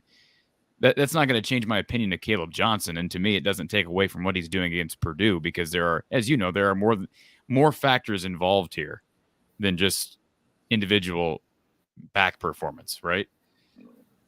Yeah, I just want to be sure that we don't overreact to what Kaleb did, because the mark of a great back or a great player at any position is consistency from one week to the next. That's the challenge. Yep. And let's face it, some defenses are a stiffer test than others. We got a stiffer test each of these next 2 weeks. So we'll know a lot more about Kaleb 2 weeks from now. If he can even put up 100 yards in each of these next 2 games, then that would solidify his standing as far as being an outstanding young back, because it will not be easy to rush for 100 yards against Minnesota or Wisconsin. To kind of go to Wisconsin real quick, for us to be successful, and actually both you and Don said it, Wisconsin, each time we've played them the last 4 out of 5 or 6 out of 7, whatever it may be, they've always seemed to win the line of scrimmage against us, both against our D-line and our offensive line. For me, the way I'm looking at Saturday's game, for us to be successful, we have to have a successful passing attack. And I know it sounds like it's not going to happen given our struggles offensively, but for us to be successful against Wisconsin, we can't come in run heavy and then try to come back towards the end of the game by trying to pass it. We have to, at least from what I would do as an offensive coordinator, is I'm going to attack the perimeters of the defense with the passing game and open up with that versus just coming out run heavy. And I think if we can do that and be successful in the passing game, even the short passing game, I guess, against Wisconsin, because they're not real strong in the secondary. They have they have a very good D-line. They always have solid linebacker play. And instead of running into their strength, we need to make sure that we're attacking them on the perimeter with the passing game versus letting them dictate tempo and dictate game flow. We have to, for us to be successful, just in my estimation, we have to be successful in the pass game. And if we can do that, we can have a real good shot Saturday to be successful. And that's not going to happen, Vincent, just for the record. That's not going to happen. They're not going for pass first to open up the run. No, and I we're predictable. I mean, what you're saying is not wrong. I'm hoping that Ryan can use or tweak his scheme on Saturday to open up the pass. And what I'd like us to see or like to see us do more is not the bubble screens, but using screen passes on well-timed downs when the defense isn't expecting it. Keep the defense off rhythm. That's what I'd like to see us do, and use the intermediate short passes. And like you saw on Saturday against Purdue, Purdue has a fairly decent pass rush, not a great one, but you saw Spencer getting the ball out quicker in the last couple games than he had in prior. And I think that's highly beneficial for him, because he's either getting the ball out to a receiver on a hot read or on a quick out or just with a quick pass, versus holding on to that ball and taking multiple sacks, 7, 8, 10 yards deep. I'm hoping that's what we do on Saturdays, just come out passing. That's my hope. But they weren't, and they were. You can count on one hand how many times Iowa tried to get the ball down the field and perimeter. So Wisconsin's secondary is not going to be a sieve like Purdue's was. So I just think it comes down to, as I said in my preview earlier today, I think they got to be able to run the football well, because if they don't, Spencer Petras has not proven that he can. Brian Ferentz has not proven that he can call a game to make up for an inadequate rushing attack. And for the record, Don, you and I were kind of arguing there a little bit, debating back and forth on the Kaleb Johnson situation. I don't think Kaleb Johnson is going to have a great game this week, because I just don't think I don't have trust in Iowa's offensive line to be able to take care of that 3-4 front for Wisconsin. And I also don't have confidence in Brian to call the right plays and for Spencer to check out of runs that are going nowhere. Somebody asked the question the other day, how many times has Spencer checked into a pass? Has he ever checked into a pass, Don? This would be the week to probably be ready to make as many checks as you need to, because you as a quarterback, to be successful against this defense, Don, am I correct in saying you have to be able to be proficient at pre-snap reads? Is that fair? That would certainly help a lot. Yes. It's critical to be proficient at pre-snap reads. Right. If you want to be successful as a quarterback, and if you're coaching your quarterback, these are those must-haves that your quarterback has to have when it comes to reading a defense and pre-snap reads, looking at where you're going to be going with that ball prior to the snap. You should be able. And the one thing you guys are absolutely right on. I don't think I've ever seen Spencer in his 3 years check from a run to a pass. Not that I don't know if he just doesn't have the permission to do so from Brian, but I haven't seen it either. But I would come out, and again, this is just my take. I would come out throwing the ball hot, and keep Wisconsin on their heels. And I would do it the entire game. Because they're going to be looking to stop Kaleb. He just had a 200-yard game. Go ahead and play that, or let them think that's the script. And then when you come out, you come out firing. Say, look, Spencer, this is what we're going to do. Your first the first 5 of your 6 plays, where they're going to be pass plays, and we're going to attack Wisconsin secondary. That's what we're going to. That's what I do. You know what crossed my mind is Wisconsin's number 2 in the nation with interceptions right now. Oh, are they? So they're number 2 in the country right now with interceptions. They play pretty good pass defense. I'd still be throwing it, Don. Sorry, I'd still. I'll say one thing: you would surprise them if you did that. If your first 10 plays were 8 passes, that would be a surprise. Well, please, Lord have mercy, Don. First play. You remember let me ask you this, Vincent, and then I'll let you slide if you need to. But yep. The first play. Does anybody remember the first play from scrimmage for Iowa's offense last year against Wisconsin? Do you want to know what it was? I won't even say what the play was, but I'll just tell you, how did Iowa come out? What formation? Vincent? Our first play. Yes, we were empty. We were empty on first down against Wisconsin. Please, Vincent, they can throw 8 times out of the first 10 plays of the game, but please not empty. Makes no sense. But that's what they did. First play from scrimmage last year against Wisconsin. No, I wouldn't go empty. You understand, Vincent, why we're saying no empty? Pardon?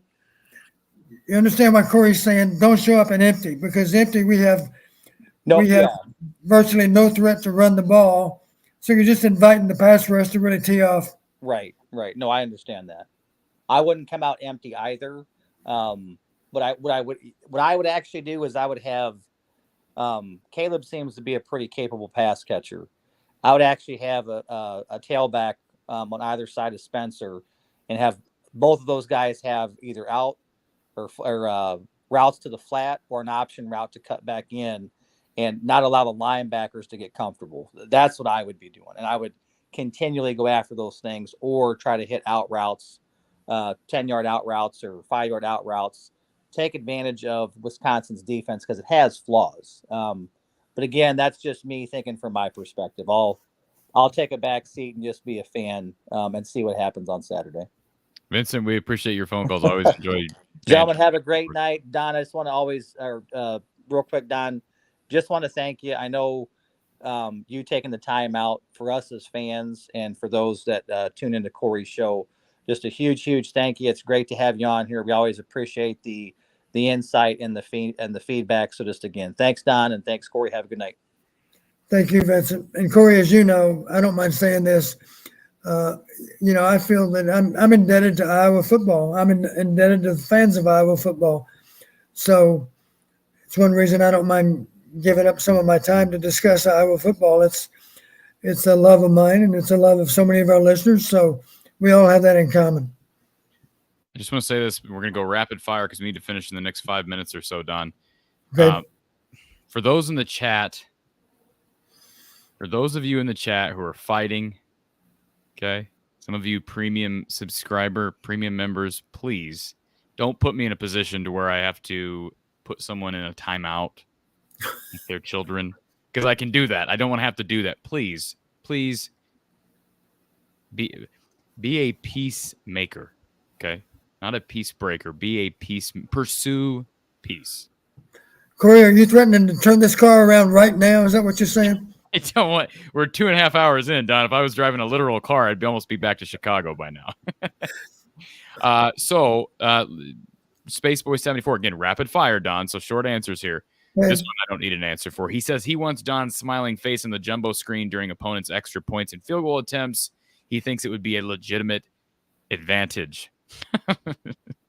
All country boys. Don, can Kirk beat the all-time Big Ten record for wins? I really want to hear what he thinks. I don't even know what that number is. I don't either, and I guess that's a simple Google question, but I'm sure he would have a shot, especially if he lives out the life of his contract. Eric says, ask Don about the Chuck Long naked bootleg against Michigan State. Well, that was that 35-31 game we talked about earlier. And to set it up, you might remember the year before, Chuck was ruled short of the goal line. There was a lot of Iowa that thought he did score, did break the plane, but we didn't get the call. Just 1 year earlier that happened. And I don't remember in 84, I don't remember if that would have put us in the Rose Bowl. I can't recall that, but obviously it damaged our chances for a great season in 84. 1 year later when we ran, that play incidentally is called 47 pop-out sucker. And I remember I've heard Chuck talk about it. Chuck said when Hayden said 47 pop-out sucker, Chuck's response was something like, Coach, are you sure? And Coach Fry's response was, Charlie, trust me. There's not going to be anybody out there. They don't expect it. You're going to walk into the end zone, or words to that effect. Well, Chuck was smart enough not to walk into the end zone, but as Chuck said later, I wanted to be sure that the officials saw the ball, so that's why I put the ball over my head. A year ago, they didn't see the ball when I scored, and this time I wanted to be sure they saw it. And that's the purpose of the ball being over his head as he crossed the goal line. Don, I want to ask you, BJ asks a question here. He says, I think our wide receiver core might not be too excited if Petras came back. Do you believe that's a thought, a process as well for Kirk Ferentz and the coaching staff in inviting a player back in a situation like this where you have a quarterback and you may have skill position players whose decisions hinge on who the quarterback is? Does that go into the thought process, do you think, for Kirk? Yeah, you want the receivers. I mean, if you have a young receiver, a young player at any position, and you want them to stick around, then obviously you have to give them the feeling that you're doing everything you can to support them for what they want to accomplish as an individual. So if you're a receiver, obviously they want to hear that we're going to have a better scheme than what we had in the past, or that we're going to have better players at key positions such as quarterback than what we've had in the past too. So yeah, they go hand in hand. If you want to keep your best receivers, then you need to give them reason to be optimistic that the offense we're going to have on the field next year is going to be even better than what we had as what we put out there this year. It's got to be new and improved. All Country Boy asked me to put him in a timeout, so I put him in a timeout. So I'm following his request. RDHV says, what role could our other backs be used for if Kaleb takes most of the touches, Don? Well, you've heard me say before, let's not play with a tired running back. So how many carries can Kaleb have? Kaleb needs some rest too. So hopefully Caleb's given the permission to tap out. You know, if he's gassed and Lavelle doesn't realize he's gassed, Liddell, I should say, you know, he's got to be able to alert Liddell. Let's put somebody on. And you've heard me say, Corey, even if he's back, is he better than a fresh Le'Shawn? I don't think so. If he's gassed, he needs to get out of the game. You know, you need to have the luxury of playing it with at least 2 backs, if not 3. Because then if you're not tired, you're less susceptible to injury. And let's face it, a fresh backup is better than you when you're tired. So share the position. You know, let's be able to take great pride in putting up a great number, not for me as an individual, but for us as a unit, as a group of running backs. Don, do you own a cowboy hat? I do not. Why? You from Texas? Why do you not?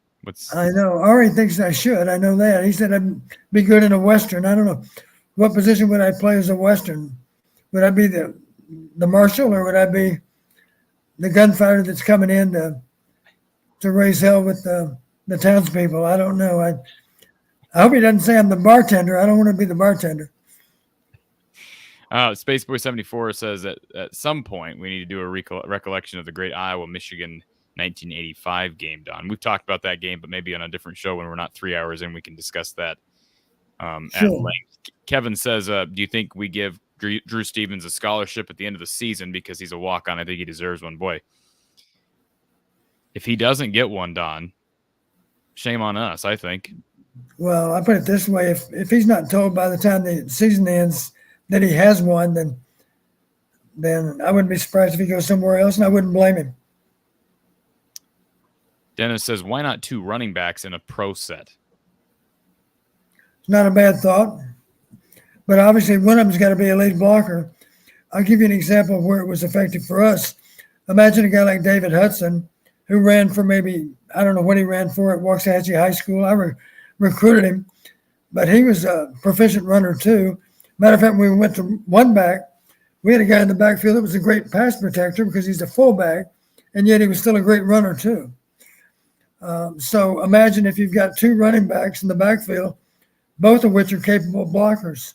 Now you really got something, because you can motion to one back, still run the ball with the other back. You could create a lot of problems for someone. And but it's unusual when you can find a back that's also good enough to be a really proficient lead blocker. They're kind of few and far between. I'd say David Hudson was one that can do that, but there aren't very many that can. Ari Gold wants you to be on the air with Podolak and Dolphins soon, Don. Spaceboy74 says, do we have a secret weapon? Having Budmeyer on staff, he, of course, recruited Mertz. Should be helpful, I would hope. Fair point, Don, given we kind of have a guy from the inside? Well, it should be to our advantage. I mean, let's face it, as the texter mentions, at least he has an idea of Graham's strengths and weaknesses because he's actually coached him. And that's not unfair on our part to ask John for some input about Graham. If we can come up with something from that information that will give us a better chance to make him uncomfortable on Saturday, then that's just part of the game. Nothing wrong with that. That's what I would expect that John would do. DC Hawkeye, appreciate the super chat. Great show again, Coach and Corey. Thank you, DC Hawkeye. Appreciate you being here for the super chat. He says, I'm heading to this Iowa Seton Hall game next Wednesday, then Iowa at West Point in wrestling on Thursday, then Army UConn on Saturday. We'll think of you, Coach P, at West Point. Boy, DC Hawkeye, busy guy, Coach Patterson. Yeah, that's impressive. DC Hawkeye, if you've never been to West Point before, you're in for a treat, because you're going to go there and you're going to realize that is a really special place. How about this for a great tagline to describe what West Point is? The history we teach was made by those we taught. Very few schools can say that, but West Point can say that. the history we teach, talking about military history that we teach, was made by those we taught. And Kenneth Sawyer says, is it going to take a new offensive coordinator to bring in a new scheme? Might take a new head coach to bring in a new scheme, Don. Just being frank. Yeah. Well, I don't know. I mean, Kirk is not as old as I am, but he's not that far behind me. And one problem that older people have is they're kind of set in their ways. So I don't know. That's a question for Kirk, if he would be comfortable with an entirely different offense than what we have now. That would probably take an adjustment on Kirk's part, I would think. Tim the Tap Man wants us to call an Iowa football game on this channel. I think that might be violating a few contractual things out there, Don. I think if we start calling play-by-play, I think... I think they have rules against that. Yeah, I believe I'd be getting a call from the university within the hour. So anyways, maybe even their attorneys. Erica, appreciate the super chat. Erica, will Coach wear a cowboy hat if we beat Wisconsin? This is Ari Gold's idea. I have to know where to find one. I don't know if you can buy a cowboy hat around Iowa City. Oh, you can buy one, and you need to get one, Don. Maybe we'll get you one. Maybe we need to get a super chat for a cowboy hat. How much do you think a cowboy hat, a good cowboy hat runs? You should know this. You're a Texas guy. What does a good cowboy hat run? Well, you can't buy a good cowboy hat in our part of the state. You got to go west for that. Okay. You got to go out around Abilene or something. Would you ever wear a cowboy hat with a pair of boots with spurs? Would you ever do well, that? In my first 71 years and 11 months, I haven't. So if I haven't done it yet, it probably means I'm not going to do it. Okay. I'm running out of time. Eric wants us to do an all-night show sometime. That would be a challenge. I think I could handle that, though. I'm afraid we'd lose a lot of our listeners sometime between 2 and 3 a.m. We'd lose quite a few people. Don, I don't wish that on my worst enemy. So we'll hold off on that for now. And then Zach says, question: why is it Iowa, when Iowa is leading by 14-17, why does Kirk always let off the gas pedal?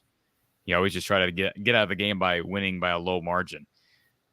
That's just who he is, Don. He just your description, great faith in our defense. Yeah, true. But at the same time, Don, there are some teams, Ohio State being one example, who I think Bryant Day's got quite a bit of confidence in his defense, but they don't let up. There are some teams that just go full bore regardless. And so you're right. The argument could be made, why doesn't Iowa do that? I think part of it is Kirk, yes, you rely on you trust the defense, you trust Phil Parker, but I also think it's Kirk's fear of something bad happening. Right? I mean, you might mention that in the vein of talking about waste downs also. Well, that doesn't make any sense, Don. The waste down. One reason we don't use them is because we're thinking about the negative things that might happen. What are the negative things? You might get sacked. You might throw a pick. That's about it. That can happen on first down, Don. I know. For that matter, if you run the ball on 2nd and 1, you may only gain half a yard, too. We've done that a few times. By the way, how many waste downs did Iowa take advantage of on Saturday, Don? I don't know. Probably none. Oh, hold on a second. I got this information here for you. First half. I don't know if these were both into the first half. I don't know if they were both first quarter. They had 2 2nd and 1s in the first quarter. One of them I know for a fact we didn't make a first down. Both of them? Well, no, I don't know, but I don't know that fact, but that doesn't really matter to me. We ran the ball both times. We ran the ball both times. Then we had a 2nd and 2. We ran the ball. We ran the ball. And then second and listen to this one, Don. This is my favorite. 2nd and 5. We're going with the wind, I believe. Now, don't quote me because, again, I don't know which quarter this was in. But 2nd and 5 in the first half. And we come out and empty. And we didn't run the ball. Just explain. So maybe I'm wrong. Maybe this is because I'm a total idiot as it relates to this. Why would you be an empty? We've talked about not coming out an empty on 1st and 10. I don't know why you'd ever come out an empty on 1st and 10 without a mobile quarterback. Why would you come out? 2nd and 5 is a lot like 1st and 10. Okay, it's not real.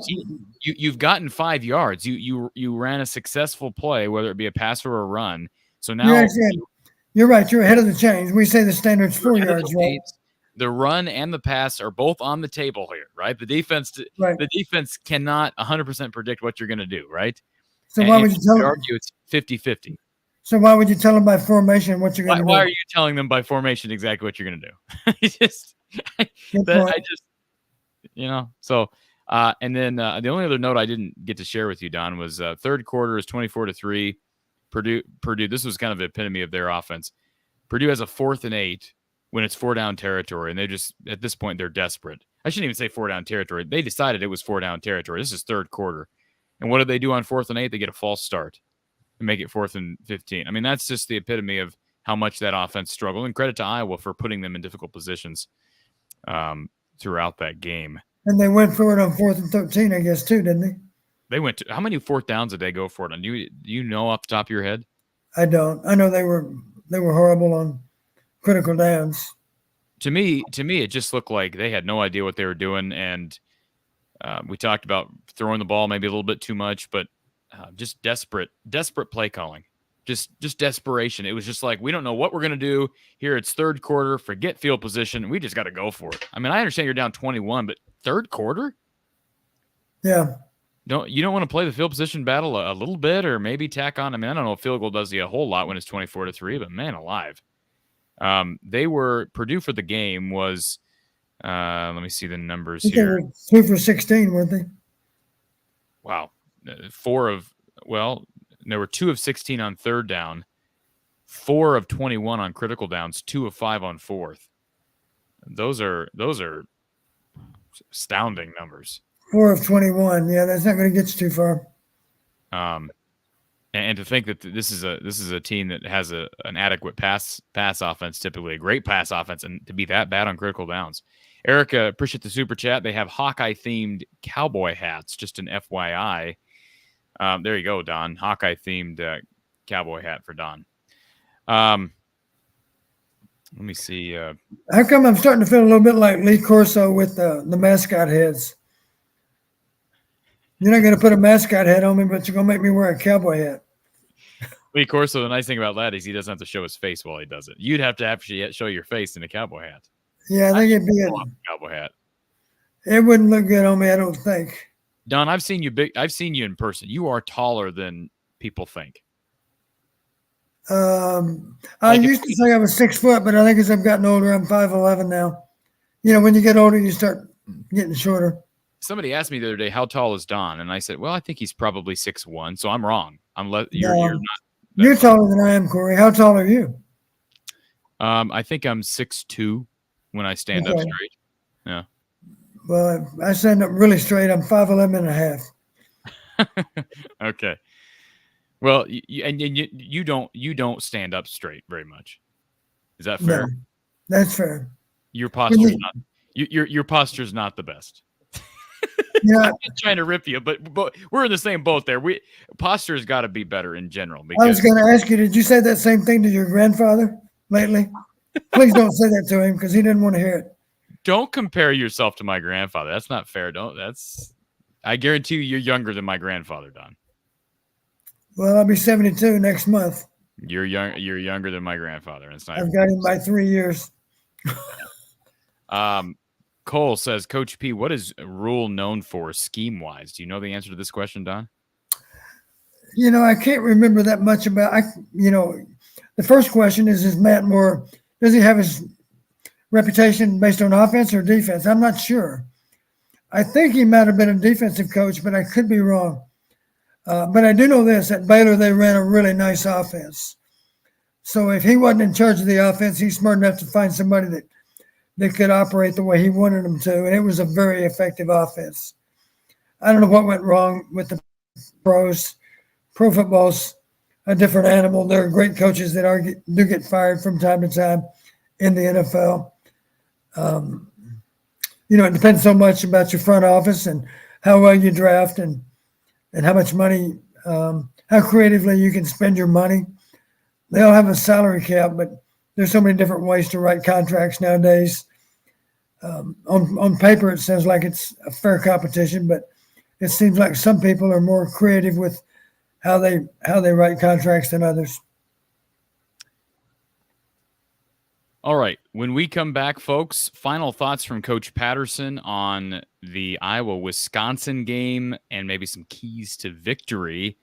First, before we get to our final short segment of the show, one final shout out to our sponsor for tonight's show, Brad Van Meter down at State Farm in Des Moines on Fleur Drive in Des Moines. Brad and his team helping tons of people to save money from their current insurance company. So certainly reach out to Brad and his team and inquire about how much money they can save you on your current plan.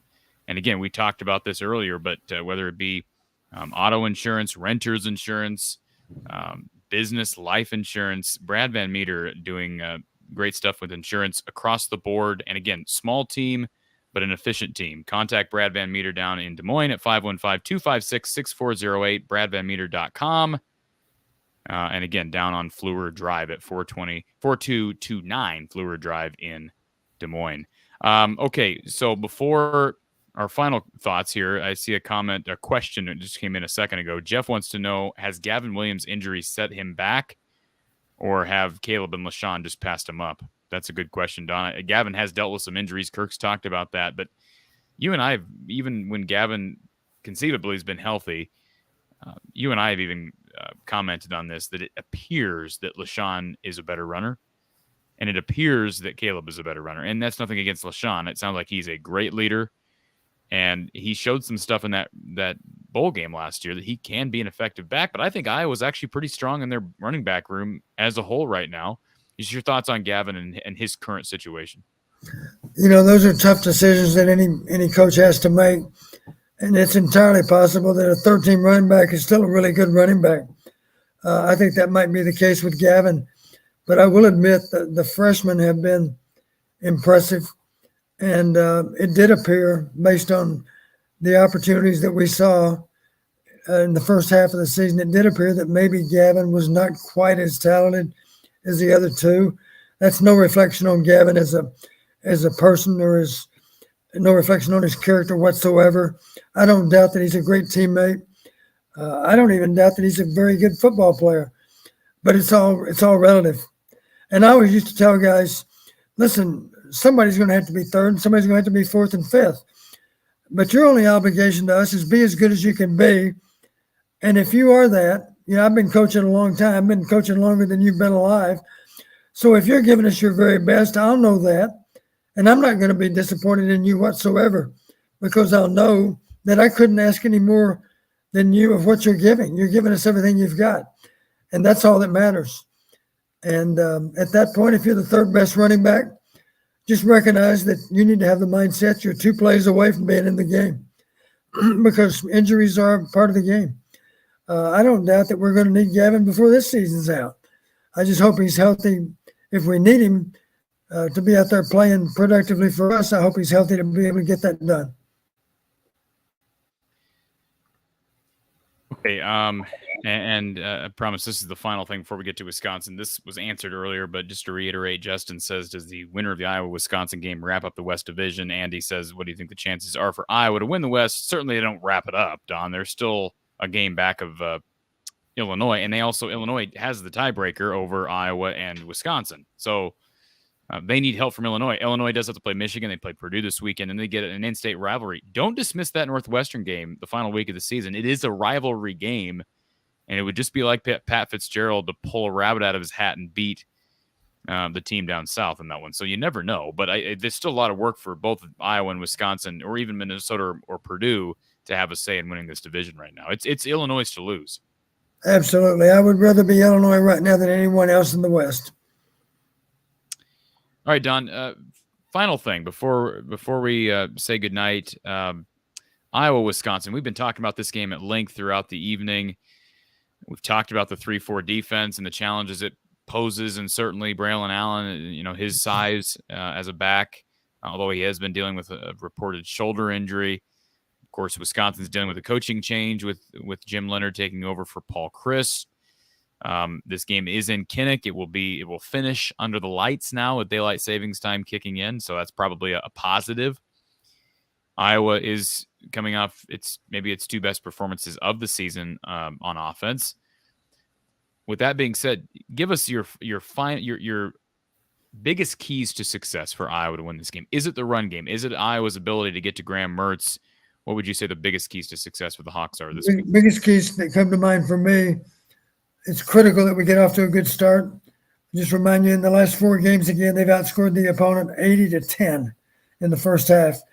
So we have to get off to a good start. Doesn't mean we have to have a lead, but I would say this: we need to be sure it's a one-score game throughout, because if it's more than one score, whoever's behind is feeling a lot of pressure, because let's face it, both of us are capable of shortening the game, with our ability to run the ball. So I think it's critical that we get off to a good start. We don't have to have the lead, but we certainly have to be within one score as the first half plays out and even into the second half. You've heard me say already, if we can have it a one-score game into the fourth quarter, I believe we'll win the game, in part because of our fans, because I know Kinnick will be, like you say, it seems like it's louder under the lights. If the game's in doubt, the fans will be into it. So I do think it's critical that we get off to a good start. Ideally, we have the lead, but if not, it's a tight game. And beyond that, I think it's critical that we not necessarily outrush Wisconsin, but we at least come close if we don't outrush them. Because if we come close even, that'll mean we ran the ball effectively enough, and that would mean we did a good job defending them. To outrush them would be even better, of course. But it's not easy to outrush Wisconsin. It very seldom happens. Wisconsin generally outrushes their opponent. Great stuff, Coach. If I had to have one more, edge on turnovers, even +1. Even if it's a slight edge on turnovers, that's a big deal, because that probably means that we have one less long field than they do. Turnovers typically flip the field, of course. Now, Iowa has had problems with turnovers against Wisconsin. And it was brought up to Kirk Ferentz yesterday at his press conference, and it's a fair question because I think back to the 2018 game, Kyle Groneweg fumbling the ball randomly, running down the field, and the ball pops out on a punt return, or you have the Sean Byer incident on a punt where he's backed into the ball, and was it Groneweg should have been yelling Peter, Peter, Peter, and didn't, and that's a fumble turnover. Yeah, I mean, turnover, mistakes are huge. They seem to be bigger in this game than any last year. The Ivory Kelly Martin fumble. I think there was a Max Cooper muffed punt. I mean, you just go down the line, Don. There have been some weird situations. I remember 2020 when Iowa won this game and Tory Taylor fumbled the snap and had to kick the ball off the ground, which is illegal. Just a lot of random things happen in this game. I remember 2019, Iowa had a chance to tie the game with a 2-point conversion after a huge run from Tyrone Tracy off a catch. It was an 80-yard touchdown reception. And Nate Stanley runs I don't think it was an option play, but maybe it was.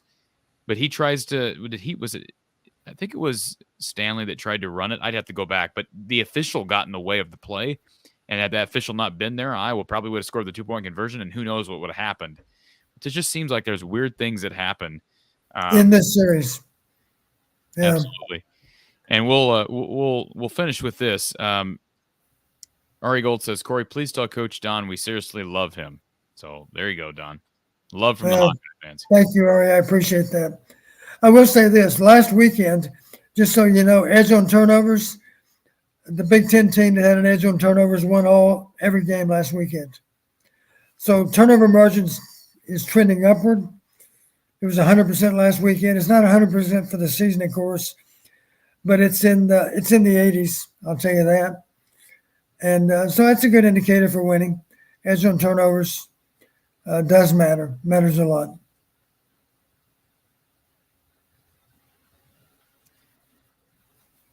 All right, and well, I guess one thing to note about turnovers too, Don, is it fair to say that turnovers can be a result of other variables, play on the field in general? I mean, if you're putting yourself in the right position at the right time, turnovers are just going to come at times, right? It's not just a matter of trying to win that battle, but doing all the easy things, or I should say the practicing the fundamentals on both sides are going to put yourself in a position to win that turnover margin, that battle. Yeah, we've discussed this, and obviously turnovers are important in a game like Saturday's game.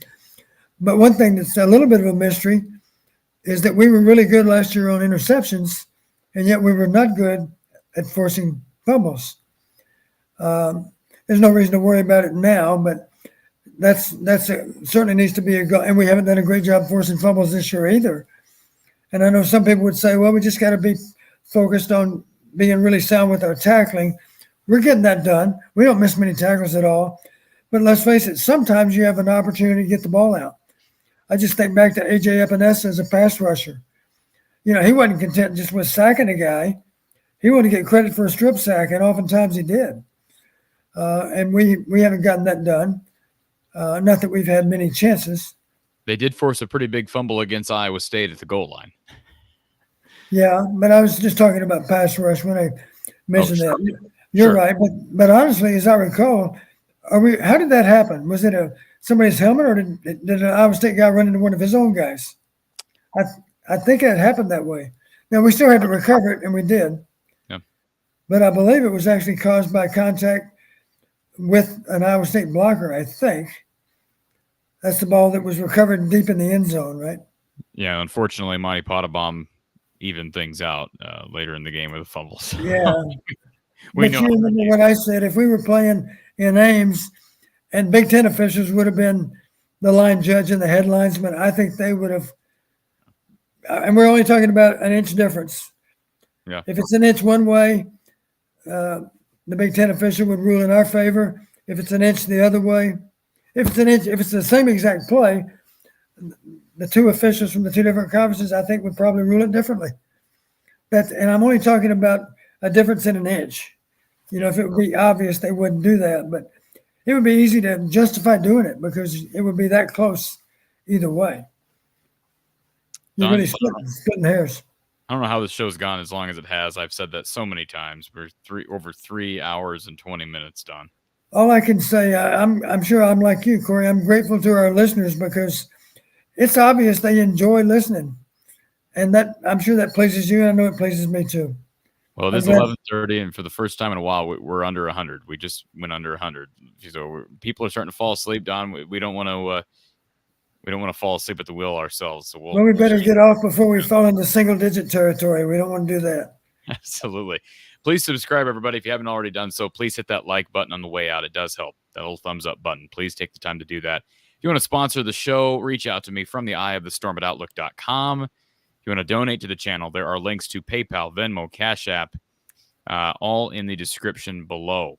All right, these are ways you can support the channel. And always support our sponsors. Their links are in the description below as well. Check out their products. We mentioned our sponsor for this evening, but all of our sponsors supporting this show and all doing great work in their respective fields. A reminder that Iowa and North Carolina A&T on the hardwood this coming Friday. Iowa men's basketball, the second regular season game of the season, will begin at 7:30 p.m. Central Time on BTN+. Be followed by Iowa Postgame with Coach Gary Close right here from the Hawkeye of the Storm. So be sure to be here following the Friday evening game. Follow me on Twitter at From the Hawkeye on Twitter and From the Hawkeye of the Storm on Facebook as well. Please share the show out on social media. If you enjoy the content, others will as well. This is a big thing. Please share the show out on Twitter, TikTok, Facebook, wherever you social media. To become a premium subscriber, click that little join button next to From the Hawkeye of the Storm. If you're watching or listening on an iPhone or iPad, you may have to sign in on your browser version.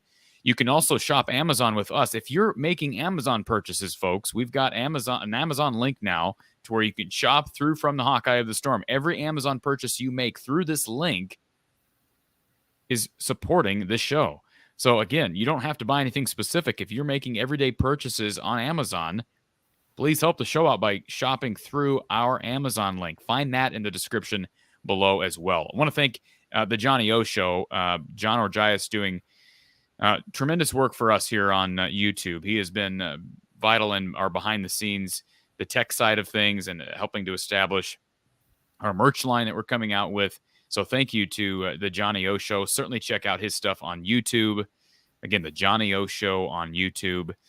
And one final reminder that Iowa, Wisconsin this coming Saturday at 2:30 p.m. Central Time on FS1, and it will be followed by Iowa postgame with Coach Don Patterson right here from the Hawkeye of the Storm and Iowa football at the Voice of College Football. Don, you'll be at the game, but you'll be with us following the game. Am I correct in saying that? Absolutely. If the game's over at 6, I'll plan to be on the air by 7. And I'll be there right after the game is over. So, folks, we'll talk to you on Saturday. Coach Patterson, thank you as always for your delightful banter, your insight, and expertise. And we'll talk to you after the game on Saturday. Pleasure's all mine, Corey.